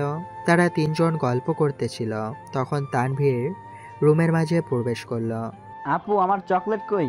আসলে ছোট, আমরা তো কাল অনেক রাত করে বাসায় ফিরেছিলাম, তাই তোর জন্য চকলেট। ও, মন খারাপ করিস না, আজ বিকেলে তোকে অনেক চকলেট এনে দেবো। ঠিক আছে আপুরা, তোমাদের তিনজনকে নাস্তা করতে ডাকছে। ওকে চলো আপু, নাস্তা করে নিই। তারপর তারা তিনজন মিলে নিচে গিয়ে নাস্তা করতে লাগলো। এই ফাঁকে বিভিন্ন ধরনের গল্প করতে লাগলো। এই বেডি জাতি গল্প শুরু করলে তো থামার কোনো নামই থাকে না। আমি সকালে বাড়ি থেকে বেরিয়ে নাফিসের সাথে দেখা করলাম একটা কফি শপে। এত জরুরি আসতে বললি কেন? কিছু কথা আছে তাই। কি কথা বল? কাল বৃষ্টির জন্মদিন, তাই তাকে সারপ্রাইজ দিব। তাই নাকি? তো কাল প্রপোজ করবি নাকি? ভাবছি কালকে বৃষ্টিকে নিজের মনের কথা বলে দেব। সেটাই ভালো হবে। তো কোথায় পার্টি অ্যারেঞ্জ করবি? নদীর মাঝে। কি? হ্যাঁ, ওর অনেক দিনের ইচ্ছে, নদীর মাঝে ঘুরতে যাওয়া হয় না, তাই ভাবছি কাল নিয়ে গিয়ে সারপ্রাইজ দিব। ঠিক আছে, সব ব্যবস্থা করে রাখবো। কাল সঠিক সময়ে চলে আসবি। সন্ধ্যার পর বাড়ি থেকে রওনা দিব, আর চারপাশে লোক রাখিস। তারপর আমরা এই বিষয় নিয়ে অনেক সময় আলোচনা করলাম, কিভাবে কি করব। সব কিছু নাফিসকে বুঝিয়ে দিলাম। রাত 10টার পর বাড়ি আসলাম, দেখলাম সবাই ঘুমিয়ে গেছে। আমিও কাউকে না ডেকে নিজের রুমে গিয়ে ফ্রেশ হয়ে নিলাম। কালকে তোকে আমার মনের কথা জানিয়ে দিব পাগলি। এইসব কথা ভাবতে ভাবতে ঘুমিয়ে গেলাম। পরের দিন সকালে সবাই যখন নাস্তার টেবিলে বসেছিল, তখন আমি নিচে আসলাম। চেয়ারে বসতে বসতে বলতে লাগলাম, তোমাদের সবাইকে বলছি, আজ বিকেলে রেডি হয়ে নিবে, আমরা এক জায়গায় যাব। কোথায় রে? সেটা গেলেই দেখতে পারবে। কোথাও ঘুরতে নিশ্চয়ই। বেশি কথা না বলে চুপচাপ খা, আর আমি যেন সবাইকে রেডি পাই। খাওয়া দাওয়া করে নিজের রুমে চলে গেলাম। তারপর নাফিসকে ফোন দিলাম। নাফিস, সব কিছু রেডি তো? হ্যাঁ, তোর কথা মতো সব করছি। গুড। আচ্ছা, এখন রাখলাম। ফোন রেখে দিয়ে একটু ঘুমানোর চেষ্টা করলাম। তখনই ফোন বেজে উঠল। ফোন হাতে নিয়ে দেখলাম নিয়াম ফোন করেছে। ফোন রিসিভ করলাম। হ্যাঁ নিয়াম, বল। মাহিমকে যেন আমাদের কিছু লোক মেরে দিয়েছে। কি? কখন? আজ সকালে। খোঁজ নে, কার এত বড় বুকের পাটা যে আমার লোকেদের মারে? খোঁজ লাগাচ্ছি, কিছু সময়ের মাঝে জেনে যাব। ঠিক আছে। একটা খবর আছে, আজ রাত 1টার সময় চট্টগ্রাম বন্দর দিয়ে 200 মেয়ে পাচার করবে ডেভিল গ্যাংয়ের লোক। ও, ডেভিল কোথায় আছে এখন? সেটা জানি না, কিন্তু আজকে রাতে সে উপস্থিত থাকবে। ঠিক আছে, তাহলে আজকে তার শেষ দিন। আর লোকেদেরকে মারছে সেই খবর দিস আমাকে। ওকে, রাখলাম। তারপর নিয়াম ফোন কেটে দিল, আর আমি ফোনের দিকে তাকিয়ে মুচকি হেসে আবার ফোনটি রেখে ঘুমানোর ট্রাই করলাম। বেশ কিছু সময় পর ঘুমিয়ে গেলাম। ঘুমিয়েছিলাম, তখনই ফাতেমা এবং মায়া এসে আমাকে ডাক দিল। ভাইয়া, আর কত সময় ঘুমাবি? সেই দুপুরে ঘুমিয়েছিস, এখন বিকাল হয়ে গেছে। কি হু হু করছো? তুমি আমাদেরকে বিকেলে রেডি হতে বলে এখন নিশ্চিন্তে ঘুমাচ্ছ? কি বিকেল হয়ে গেছে? হ্যাঁ। সবাই রেডি হয়েছে তো? বৃষ্টি বাদে সবাই রেডি হয়ে গেছে। কেন সে রেডি হয়নি? সেটা আমরা জানি না। বৃষ্টি বলেছে আমাদের সাথে যাবে না। আচ্ছা ঠিক আছে, তোরা সবাই নিচে গিয়ে বস, আমি রেডি হয়ে এসে তাকে নিয়ে আসছি। আচ্ছা ভাইয়া। ফাতেমা ও মায়া আমার রুম থেকে বেরিয়ে গেল। আমি বিছানা থেকে উঠে আগে ফ্রেশ হলাম। তারপর আলমারি থেকে 2টা ব্যাগ বের করলাম। একটা থেকে আমার জন্য কেনা নেভি ব্লু পাঞ্জাবির বের করলাম। পাঞ্জাবিটা পরে চুলে স্পাইক করে আমার পছন্দের সুগন্ধি স্প্রে, তারপর অন্য ব্যাগটি নিয়ে রুম থেকে বেরিয়ে গেলাম। আস্তে আস্তে গিয়ে বৃষ্টির রুমের কাছে গিয়ে থামলাম। দরজায় নক করতে গিয়ে দেখলাম দরজা খোলা আছে। আস্তে আস্তে খোলা দেখলাম বৃষ্টি তার বেডের উপর উল্টো মুখ হয়ে বসে আছে। আমি আস্তে আস্তে রুমের ভেতরে প্রবেশ করলাম। নাকে খুব পরিচিত সুবাস আসছে। এটা তো মাহিম ভাইয়ার সুগন্ধির সুবাস। তাহলে কি ভাই আমার রুমে আসলো? এটা বলে আমি দরজায় দেখে মুখ করে বসলাম। তখনই দেখলাম মাহিম ভাইয়া আমার রুমের সামনে দাঁড়িয়ে আছে। আমি বৃষ্টির ঘরে ঢুকলাম। ঢুকে কিছু সময় দাঁড়ালাম। আমার দিকে বৃষ্টি ঘুরে বসলো। তুই আমাদের সঙ্গে যাবি না কেন? এমনি যেতে ইচ্ছে করছে না ভাইয়া, তোমরা গিয়ে ঘুরে আসো। এক থাপ্পড় মারবো। আমি যাব না ব্যাস। বৃষ্টি হঠাৎ রেগে গেল, কারণ আমি কিছুই বুঝলাম না। আর একবার বলছি, যাবি কিনা বল। এক কথা কয়বার বলবো? আমি যাব না, যাব না, যাব না। দেখ, আমার কিন্তু প্রচুর রাগ উঠে গেছে। তোকে কিছু বলার আগেই তাড়াতাড়ি রেডি হয়ে নে, না হলে খুব খারাপ হয়ে যাবে। না না, বের হয়ে নেই। মনে হচ্ছে প্রচুর রেগে গেছে। এর আগে একবার রেগে আমাকে যত কথা শুনিয়েছিল এবং শাস্তিও দিয়েছিল। ঠিক আছে ভাইয়া, আমি রেডি হচ্ছি, তুমি বাইরে যাও। এই নে, এর মধ্যে তোর জন্য শাড়ি আছে, এটা পরে আয় ওয়াশরুম থেকে। আমি বাইরে যাচ্ছি না। বৃষ্টিকে ব্যাগ দিয়ে দিলাম। সে ওয়াশরুমে চলে গেল রেডি হতে, আর আমি তা বিছানাতে বসে রইলাম। তার জন্য অপেক্ষা করতে লাগলাম। কি খচ্চর রে এটা!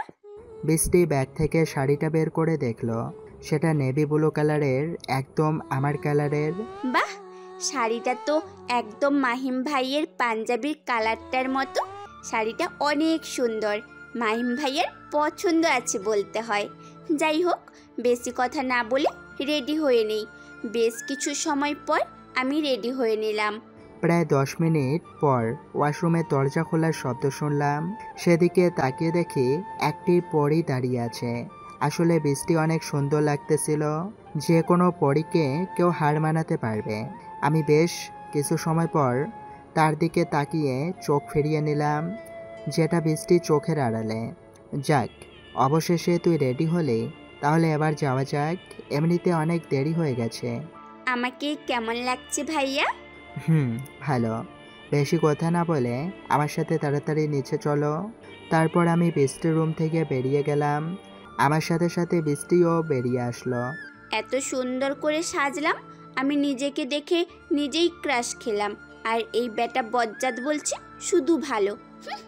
আমরা দুজন সিঁড়ি দিয়ে নামতেছিলাম, তখনই দেখলাম সবাই আমাদের দিকে কেমন করে তাকিয়ে রয়েছে এবং নিজেদের মধ্যে ফিসফিস করে কি কথা বলতেছে। বাহ, মাহিম ও বৃষ্টি তাকে খুব সুন্দর মানিয়েছে, তাই না? হ্যাঁ ভাবি, মাহিমেরও তো পড়াশুনো শেষ, এবার তাহলে ওদের বিয়ে দিলে কেমন হয়?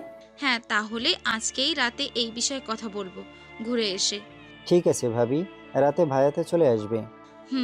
আমরা দুজন নিচে নামলাম, তখনই মায়া দৌড়ে এসে বৃষ্টির কাছে দাঁড়ালো। তোমরা সবাই বাইরে এসো, আমি গাড়ি রেডি করছি। তাই বলে আমি বেরিয়ে আসলাম। বাহ, তোকে খুব সুন্দর লাগছে ভাইয়ার সাথে, তোকে খুব মানিয়েছে। একটা ভেংচি কেটে চলে আসলাম। আমি বাড়ি থেকে বেরিয়ে গাড়িতে গিয়ে বসলাম এবং মোবাইল বের করে নাফিসকে একটা SMS করে দিলাম। নাফিস, আমরা সবাই বাড়ি থেকে বের হচ্ছি, ওইদিকে সব ঠিক করে রাখিস। 1 ঘন্টার মাঝে আমরা চলে আসব। ফোনটা পকেটে রেখে দিয়ে সবাইকে গাড়িতে উঠতে বসলাম। আমরা 2টা গাড়ি নিয়ে যাচ্ছি। আম্মু, তোমরা পিছনের গাড়িতে গিয়ে বসো, আর আমরা ভাই বোন মিলে এই গাড়িতে যাই। ঠিক আছে। মা বাবা, ছোট আম্মু আব্বু পিছনের গাড়িতে গিয়ে বসলো, আর মায়া, বৃষ্টি, ফাতেমা, তানভীর আমার গাড়িতে বসলো। আমরা গাড়ি নিয়ে রওনা দিলাম গন্তব্যের দিকে। আমার পাশের সিটে বৃষ্টি বসে রয়েছে, এটা মায়া কায়দা করে বসিয়েছে। প্রায় 1 ঘন্টা পর আমরা একটি নদীর পাড়ে চলে আসলাম। আস্তে আস্তে সন্ধ্যা হয়ে গেছে, চারদিকে অন্ধকার নেমে এসেছে। আমি গাড়ি থেকে নেমে সবাইকে নামতে বললাম। ভাইয়া, আমাদের এইখানে নিয়ে আসলি কেন? একটু পরেই বুঝতে পারবি। আমি একটু সামনে এগিয়ে গিয়ে দেখলাম নাফিস আমাদের জন্য দাঁড়িয়ে আছে। নাফিস, 3টে নৌকা রেডি তো? হ্যাঁ, 3টেই রেডি। বেশ কিছু সময় পর 2য় নম্বর গাড়িটা চলে আসলো, যেটাতে মা বাবা, ছোট আম্মু আব্বু আছে। কি রে মাহিম, আমাদের নদীর পাড়ে নিয়ে আসলি কেন? আসলে মা, আমরা অনেকদিন ঘুরি নাই, তাই ঘুরতে আসলাম। তাই বলে এত রাত করে? সবাই একটু সবুর করুন, তাহলেই বুঝতে পারবে। নাফিস মা বাবা, ছোট আম্মু, ছোট আব্বুকে পাশের নৌকাটিতে তুলে দেয়। ঠিক আছে। আম্মু, আসলে নৌকা দুটোই ছোট, তাই তোমরা ওইটাতে যাও, আর আমারটাতে তোমাদের সাথে আমার বন্ধু মারুফ থাকবে। তোমাদের ঠিক গন্তব্যে সেই নিয়ে যাবে। ঠিক আছে। তারপর তাদের অন্য নৌকাটিতে তুলে নিয়ে আমরা 4 জন আর নাফিস এক নৌকাতে উঠলাম। বেশ কিছু সময় পর আমরা একটি কাঙ্ক্ষিত নৌকাতে পৌঁছালাম। আস্তে আস্তে আমরা 5 জন সেই নৌকাটিতে উঠলাম। ভাইয়া, ওই নৌকাতে এত অন্ধকার কেন? কিছুই তো দেখা যাচ্ছে না। হ্যাঁ ভাইয়া, লাইট ঠিক করনি তুমি। সবুর করো, একটু পরেই বুঝতে পারবে। এত সময় বৃষ্টি একটা কথাও বলেনি, চুপ করে আছে। অন্ধকারে বৃষ্টি হাত ধরে আমি একটি জায়গায় গিয়ে দাঁড়ালাম। সেখানে হঠাৎ আমাদের উপর একটি লাইট এসে লাগলো। তখনই সবাই খেয়াল করলো আমি এসিদের সামনে হাঁটু গেড়ে বসে আছি। বৃষ্টি তো আমার দিকে অবাক হয়ে তাকিয়ে আছে। আমি পকেট থেকে রিংটা নিয়ে তার দিকে এগিয়ে ধরে বলতে লাগলাম, অনেক ছোটবেলা থেকেই তোকে আমি পছন্দ করি। আস্তে আস্তে সে পছন্দ নামক অনুভূতিটা ভালোবাসায় রূপান্তর হয়েছে। কখন যে নিজের অজান্তেই তোকে ভালোবেসে ফেলেছি সেটা আমি জানি না। শত চেষ্টা করেও তোকে বলতে পারিনি। অবশেষে বুঝলাম এটাই আমার real love. I love you so much Brishti. দিবি কি তোর ওই মনে আমার জন্য ছোট্ট একটা জায়গা? অনেক ভালোবাসবো তোকে। দিবে কি একটু ভালোবাসার সুযোগ? আমার প্রপোজ করে দেখে চারপাশে সবাই অবাক দৃষ্টিতে তাকিয়ে আছে, আর বৃষ্টির তো চোখ দিয়ে পানি পড়ছে। আমিও আপনাকে খুব ভালোবাসি মাহিম ভাইয়া। I love you too. তারপর আমার দিকে এগিয়ে দিল। আমি তার হাতে এই রিংটি পরিয়ে দিলাম। আমি উঠে দাঁড়ালে সাথে সাথে আমাকে জড়িয়ে ধরতো। বেশ কিছু সময় পর আমি তাকে ছাড়িয়ে চোখের পানি মুছে দিলাম। তখনই সবাই চিৎকার দিয়ে উঠল, বাহ, সেই হয়েছে ভাইয়া। আর একটি সারপ্রাইজ আছে আমার মহারানীর জন্য। একটু ওয়েট করো, সবাই আসুক। বৃষ্টিকে প্রপোজ করার পর ফাতেমা, মায়া ও তানভীর বিভিন্ন রকমের কথা বলতে লাগলো। আমি আর বৃষ্টি চুপচাপ এগুলো শুনতে লাগলাম। ভাইয়া, তুমি কিন্তু সেই প্রপোজ করেছো। মহারানীর জন্য একটু একটু করতে হয়। এত জায়গা রেখে এই নদীর মাঝখানে এসে প্রপোজ করার কারণ কি? কোনো কারণই নেই। বৃষ্টি অনেক ইচ্ছে ছিল রাতের অন্ধকারে নদীর মাঝখানে গিয়ে সময় কাটাবে। তার সেই ইচ্ছেটা আমি পূরণ করলাম। আর এই জন্য এখানে নিয়ে এসে মনের কথা জানালাম। আপনি এই কথা জানলেন কিভাবে ভাইয়া? সেটা আপাতত তোর না জানলেও চলবে। বেশ কিছু সময় পর আব্বু আম্মু, ছোট আম্মু আমাদের নৌকার কাছে চলে আসলো। একে একে সবাইকে আমাদের নৌকাটিতে পার করে নিলাম। মাহিম, এই রাতের বেলা করে আমাদেরকে নদীর মাঝখানে নিয়ে আসলি কেন বাবা? তো মাহিম, এবার বলো তো আমাদের এখানে নিয়ে আসার কারণ কি? আচ্ছা ঠিক আছে বলছি, কিন্তু ছোট আব্বু কোথায় গেল? হঠাৎ একটা ফোন আসলো, তখন বলল এমার্জেন্সি, কোনো কাজ পড়ে গেছে, তাই চলে গেল। ও ঠিক আছে। আমি নিজের পকেট থেকে একটা ছোট্ট রিমোট বের করে বৃষ্টির হাতে দিলাম, যেটাতে দুইটা বাটন ছিল, একটা সবুজ ও অন্যটি লাল। এটা কি ভাইয়া? একটু পরে বুঝতে পারবি। আমি যখন 1 থেকে 3 পর্যন্ত গুনব তখনই তুই লাল সুইচটির উপর চাপ দিবি। এটা কিসের জন্য? সারপ্রাইজ। বৃষ্টি রেডি তো? 1 2 3। আমার গোনার সাথে সাথে বৃষ্টি লাল বাটনটি ক্লিক করলো, আর সাথে সাথে চারপাশ থেকে বাজি ফোটা শুরু হলো। Boom boom. নৌকার চারপাশ থেকে বাজি ফুটল এবং আকাশে চকমক করে উঠল। হঠাৎ আস্তে আস্তে একটি বাজি থেকে হ্যাপি বার্থডে বৃষ্টি লেখা উঠল এবং লেখার নিচে বৃষ্টির মুখের প্রতিচ্ছবি ভেসে উঠল। নৌকার উপরে সারা আকাশ ঝলমল ঝলমল করছে। এগুলো দেখে সবাই অবাক হয়ে গেল। উফ ভাইয়া, কি সুন্দর দৃশ্য। অনেক সুন্দর লাগছে। এটাই ছিল সারপ্রাইজ। ধন্যবাদ ভাইয়া এত সুন্দর সারপ্রাইজ দেওয়ার জন্য। এইসব আমাদের না জানিয়ে করলি? বললাম তো সারপ্রাইজ ছিল। নাফিস, কেকটা নিয়ে আয় তো। ওকে। কিছু সময় পর নাফিস একটা সুন্দর কেক নিয়ে আসলো, যেটার উপরেও বৃষ্টির মুখের ছবি এবং নাম লেখা ছিল। বাহ, কেকটা অনেক সুন্দর। ভাইয়া আমার বার্থডেতেও এরকম কেক বানিয়ে আনবে। ঠিক আছে ছোটু। বৃষ্টি, কেক কেটে নে। আমি বৃষ্টির দিকে একটা চাকু এগিয়ে দিলাম। সে আমার থেকে ছুরি নিয়ে কেক কাটতে লাগলো। তখন সবাই জোর গলায় বলে উঠল, happy birthday to you, happy birthday to you Brishti, many many happy returns of the day. তারপর সবাইকে এক এক করে কেক খাইয়ে দিল বৃষ্টি। বৃষ্টিকেও সবাই খাওয়ালো। অনেক অনেক ধন্যবাদ ভাইয়া। সেখানে আমরা বেশ কিছু সময় সুন্দর মুহূর্ত কাটালাম। তারপর আবার ব্যাক করলাম। আজ বৃষ্টি অনেক খুশি। তার হাসি মুখ দেখে আমার মন শান্ত হয়ে গেল। তার হাসি ভরা মুখ দেখে আবার নতুন করে প্রেমে পড়ে গেলাম। তখনই হঠাৎ আমার ফোনে একটি টুম করে শব্দ হলো। ফোনটি বের করে দেখলাম নিয়ম আমাকে মেসেজ করেছে। ওপেন করে দেখলাম আমরা সবাই চট্টগ্রামে চলে আসছি, বন্দরের আশেপাশে আছি, তুইও চলে আয়। এখানে ডেভিল কিংয়ের 100-এরও বেশি লোক আছে। আধা ঘন্টা পর আমরা নদীর পাড়ে চলে আসলাম। তারপর ভিন্ন ভিন্ন গাড়িতে উঠে পড়লাম। আগের মতো 1 ঘন্টা পর আমাদের বাড়ির সামনে চলে আসলাম। এক এক করে বৃষ্টি, মায়া ও তানভীর গাড়ি থেকে নেমে গেল। ভাইয়া, তুমি গাড়ি থেকে নামছো না কেন? তোরা বাড়ির ভেতরে যা, আমার একটা কাজ আছে, পরে আসছি। এত রাতে কিসের কাজ আপনার? এই তো আমার এক ফ্রেন্ড হসপিটালে ভর্তি আছে, তাই তাকে দেখতে যাচ্ছি। ও, কখন আসবেন আপনি? চলে আসবো তাড়াতাড়ি। আমার জন্য অপেক্ষা না করে সবাই খাওয়া দাওয়া করে ঘুমিয়ে যেতে বলিস। আচ্ছা। আমি বৃষ্টির মুখের দিকেও বেশ কিছু সময় তাকিয়ে থেকে গাড়ি টেনে নিয়ে চলে আসলাম। আর বৃষ্টিরা বাড়ির ভেতরে চলে গেল। বাড়ির ভেতরে গিয়ে তানভীর নিজের রুমে চলে গেল। আর বৃষ্টি, ফাতেমা, মায়া বৃষ্টির রুমে আসলো। এসে দুজনেই তাকে ঠেসে ধরল। বাহ, ভাইয়া তোকে আজ প্রপোজ করেছে, তোর অনুভূতি কেমন লাগছে? খুব ভালো।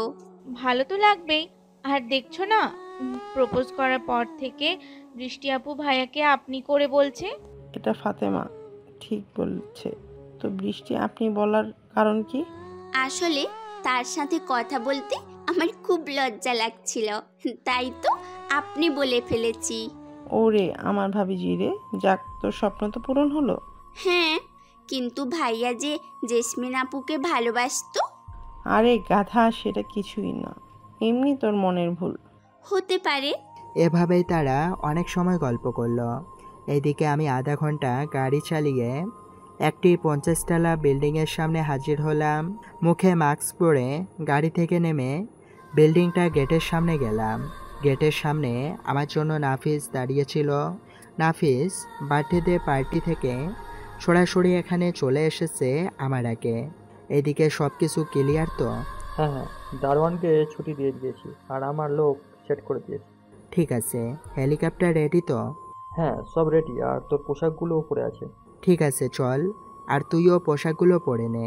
তারপর আমরা দুজন 50 তলা বিল্ডিংয়ের ভেতরে ঢুকে গেলাম।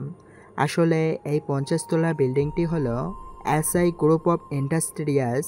বেশ কিছু সময় পর আমরা লিফটে উঠলাম। আস্তে আস্তে আমরা টপ ফ্লোরে পৌঁছে গেলাম। টপ ফ্লোরে পৌঁছানোর পর লিফটটি থেকে বেরিয়ে একটি রুমের সামনে চলে গেলাম। আমি এবং নাফিস অন্য একটি রুমে গেল। রুমের সামনে গিয়ে দরজায় ফিঙ্গার দিলাম, চোখের আই রেটিনা দিলাম। তারপর আস্তে আস্তে দরজাটা খুলে গেল। আমি রুমের ভেতরে যাওয়ার সঙ্গে সঙ্গে দরজাটি অটোমেটিক্যালি বন্ধ হয়ে গেল। রুমের মাঝে গিয়ে আমার স্পেশাল পোশাক পরে নিলাম, যেটা দেখতে একটি অদ্ভুত পোশাক।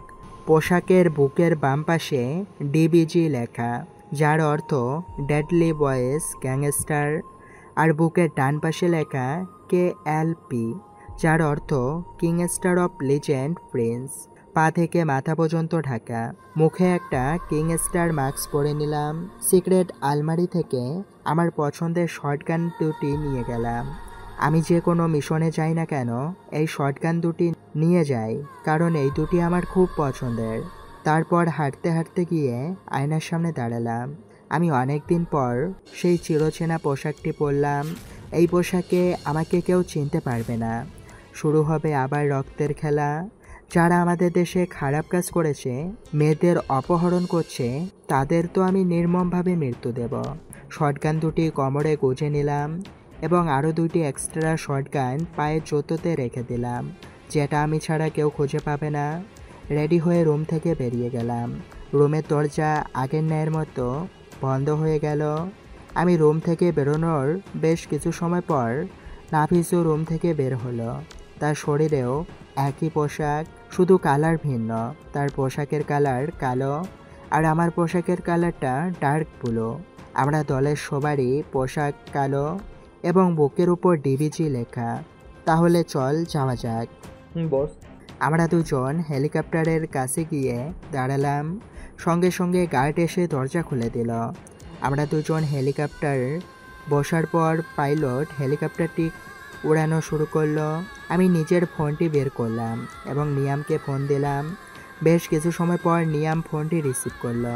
কিংস্টার of legend prince is coming. ঠিক আছে, আর কত সময় লাগবে? রওনা দিয়েছি, 1 ঘন্টা লাগবে। ওকে বস, এখানে এক গাড়ি চলে এসেছে ডেভিল কিংয়ের। এখান থেকে 50 জন মেয়ে নামিয়েছে এবং একটা বড় জাহাজে তুলছে। ওকে, সমস্যা নেই। আমরা রাইট টাইমে পৌঁছে আছি। তুমি ওইদিকে খেয়াল রাখো। ঠিক আছে বস, আমরা চারপাশ থেকে ঘিরে রেখেছি সবার আড়ালে। এখানে আমরা 300 জন প্লাস লোকজন আছি। ঠিক আছে, আমরা না আসা পর্যন্ত কোনো পদক্ষেপ নেবে না। ঠিক আছে বস। চারপাশে ভালোভাবে নজর রাখো। তাই বলে ফোন কেটে দিলাম। আমরা যখন এই রূপে থাকি তখন সবাই আমাকে বস বলে ডাকে। আজ ডেভিল কিংকে পেলে কি করবি?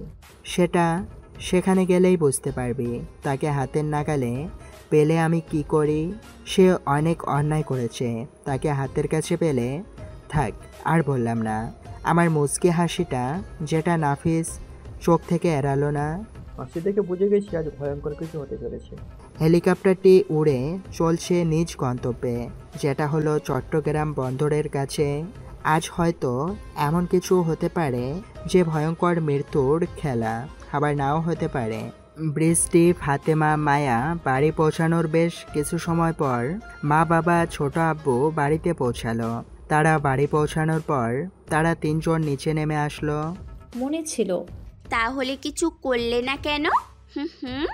সরি রে, কিছু মনে করিস না, মাহিম তো করেছে। তোমরা তো কিছু করলে না। কথাগুলো বলে বৃষ্টি নিচের রুমে চলে গেল। মা সত্যি তোমরা কিছু করনি? কে বলল করে নাই?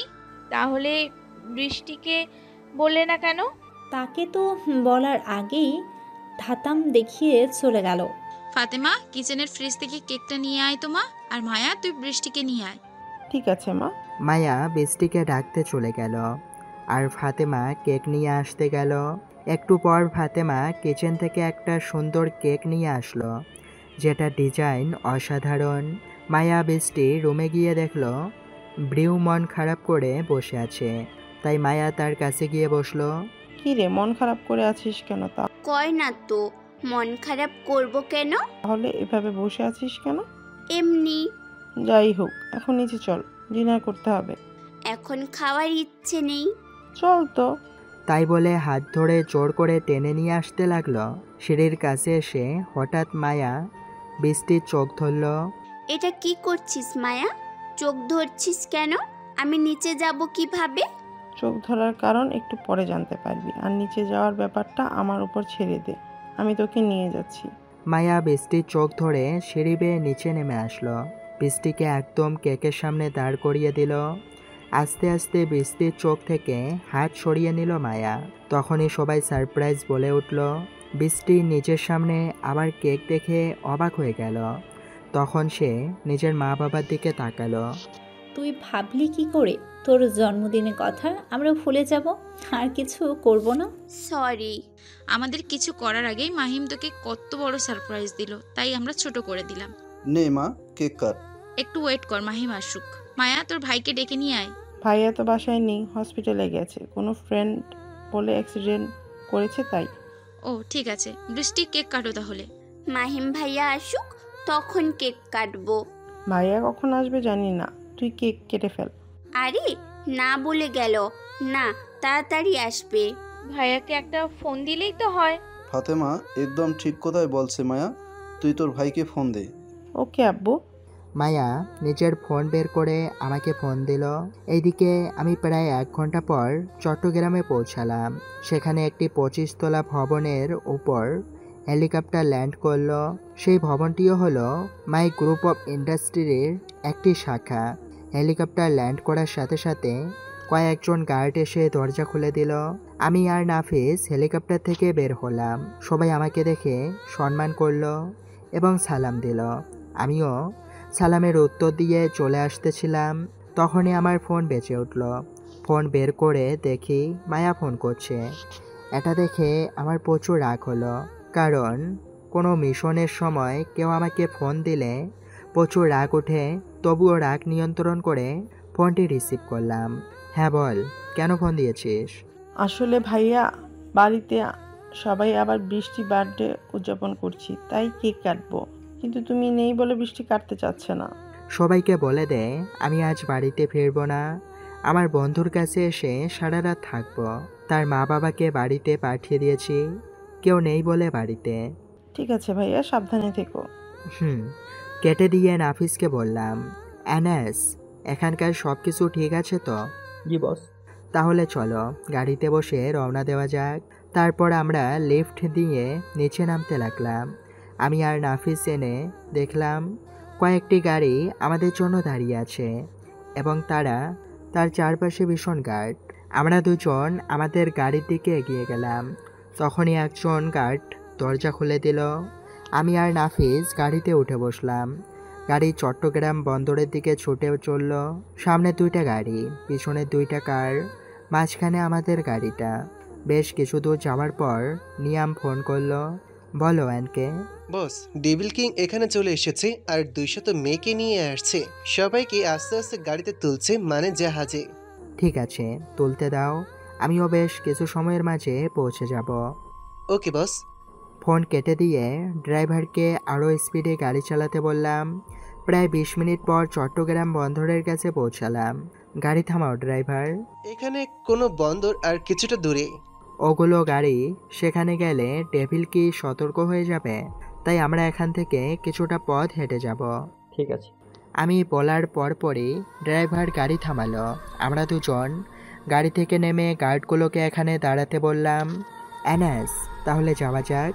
ওকে। তারপর আমরা দুজন বন্দরের দিকে যেতে লাগলাম। যেতে যেতে আপনাদের একটা কথা বলে রাখি, আমরা যখন এই গ্যাংস্টারের রূপে থাকি তখন সবাইকে সংক্ষেপে নাম ডাকা হয়।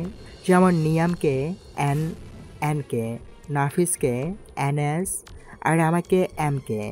বেশ কিছু সময় পর আমরা বন্দরে পৌঁছে গেলাম। আমি নিয়ামকে একটি SMS করলাম। নিয়াম, সবাইকে ব্লুটুথ কানেক্ট করতে বল, আমি এভাবে তোমাদের ইনস্ট্রাকশন দিতে থাকবো। অন্যদিকে বেশ কিছু সময় আগে ডেভিল কিং ও তার সাথে বেশ কিছু লোকজন সেখানে পৌঁছে গেছে। ডেভিল কিংয়ের শরীরেও একটি পোশাক, যাতে তার কোনো চেহারাই দেখা যাচ্ছে না, সেই গাড়ি থেকে নামলো। ইমু তার দলের একটি লোকের সঙ্গে কথা বলতে লাগলো, যার নাম হাসিব। এদিকে সব কিছু কমপ্লিট তো? জি বস, সব কমপ্লিট, আর কয়েকজন মেয়েকে দৌড়লি হয়ে যাবে। ঠিক আছে, তাড়াতাড়ি কর। তারপর ডেভিল কিংয়ের লোক মেয়েগুলোকে জাহাজে তুলতে লাগলো। এইদিকে সবাই রেডি তো? জি বস। আমি বলার সাথে সাথে অ্যাটাক করবে। ওকে। নাফিস, নিজের পজিশন নিয়ে নাও। নাফিস নিজের পজিশন নিয়ে নিল। অন্যদিকে ডেভিল কিংয়ের লোকগুলো সব মেয়েকে জাহাজে তুলে ফেলল, শুধু কয়েকজন বাদ আছে।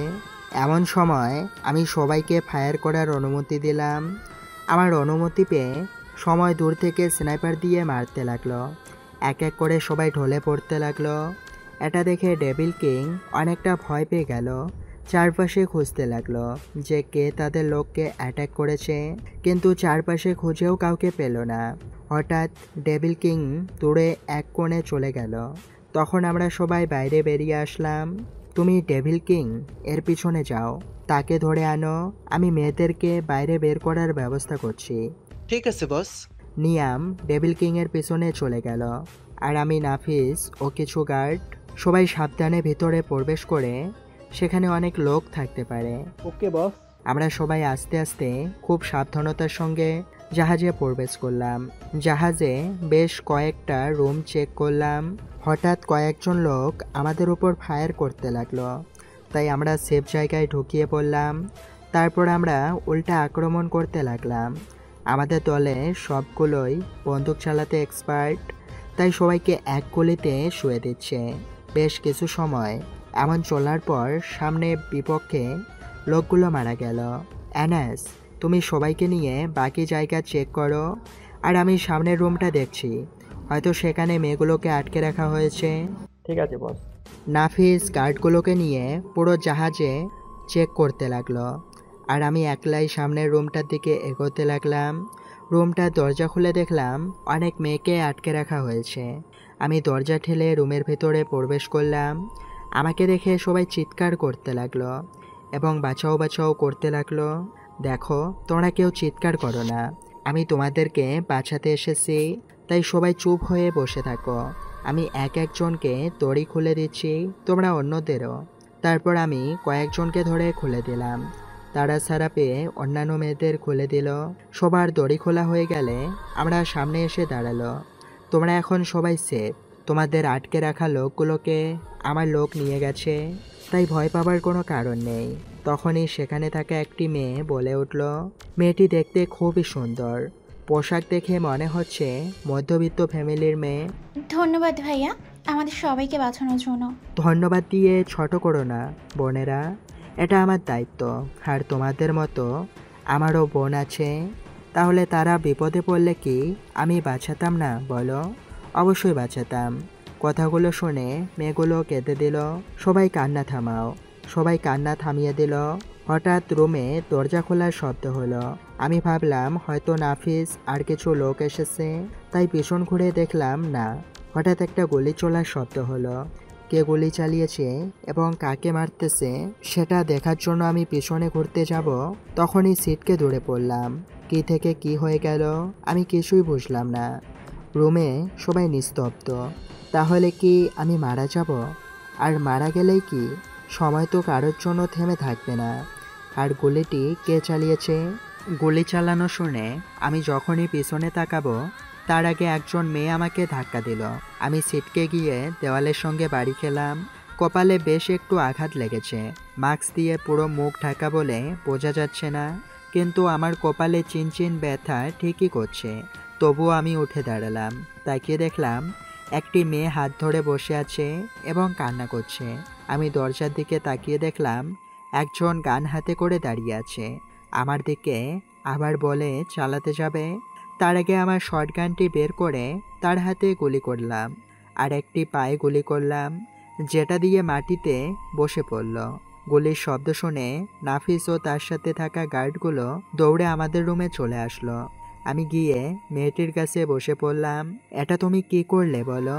আপনি আমাদেরকে বাঁচিয়েছেন, সেটার বিনিময়ে এটা কিছুই নয়।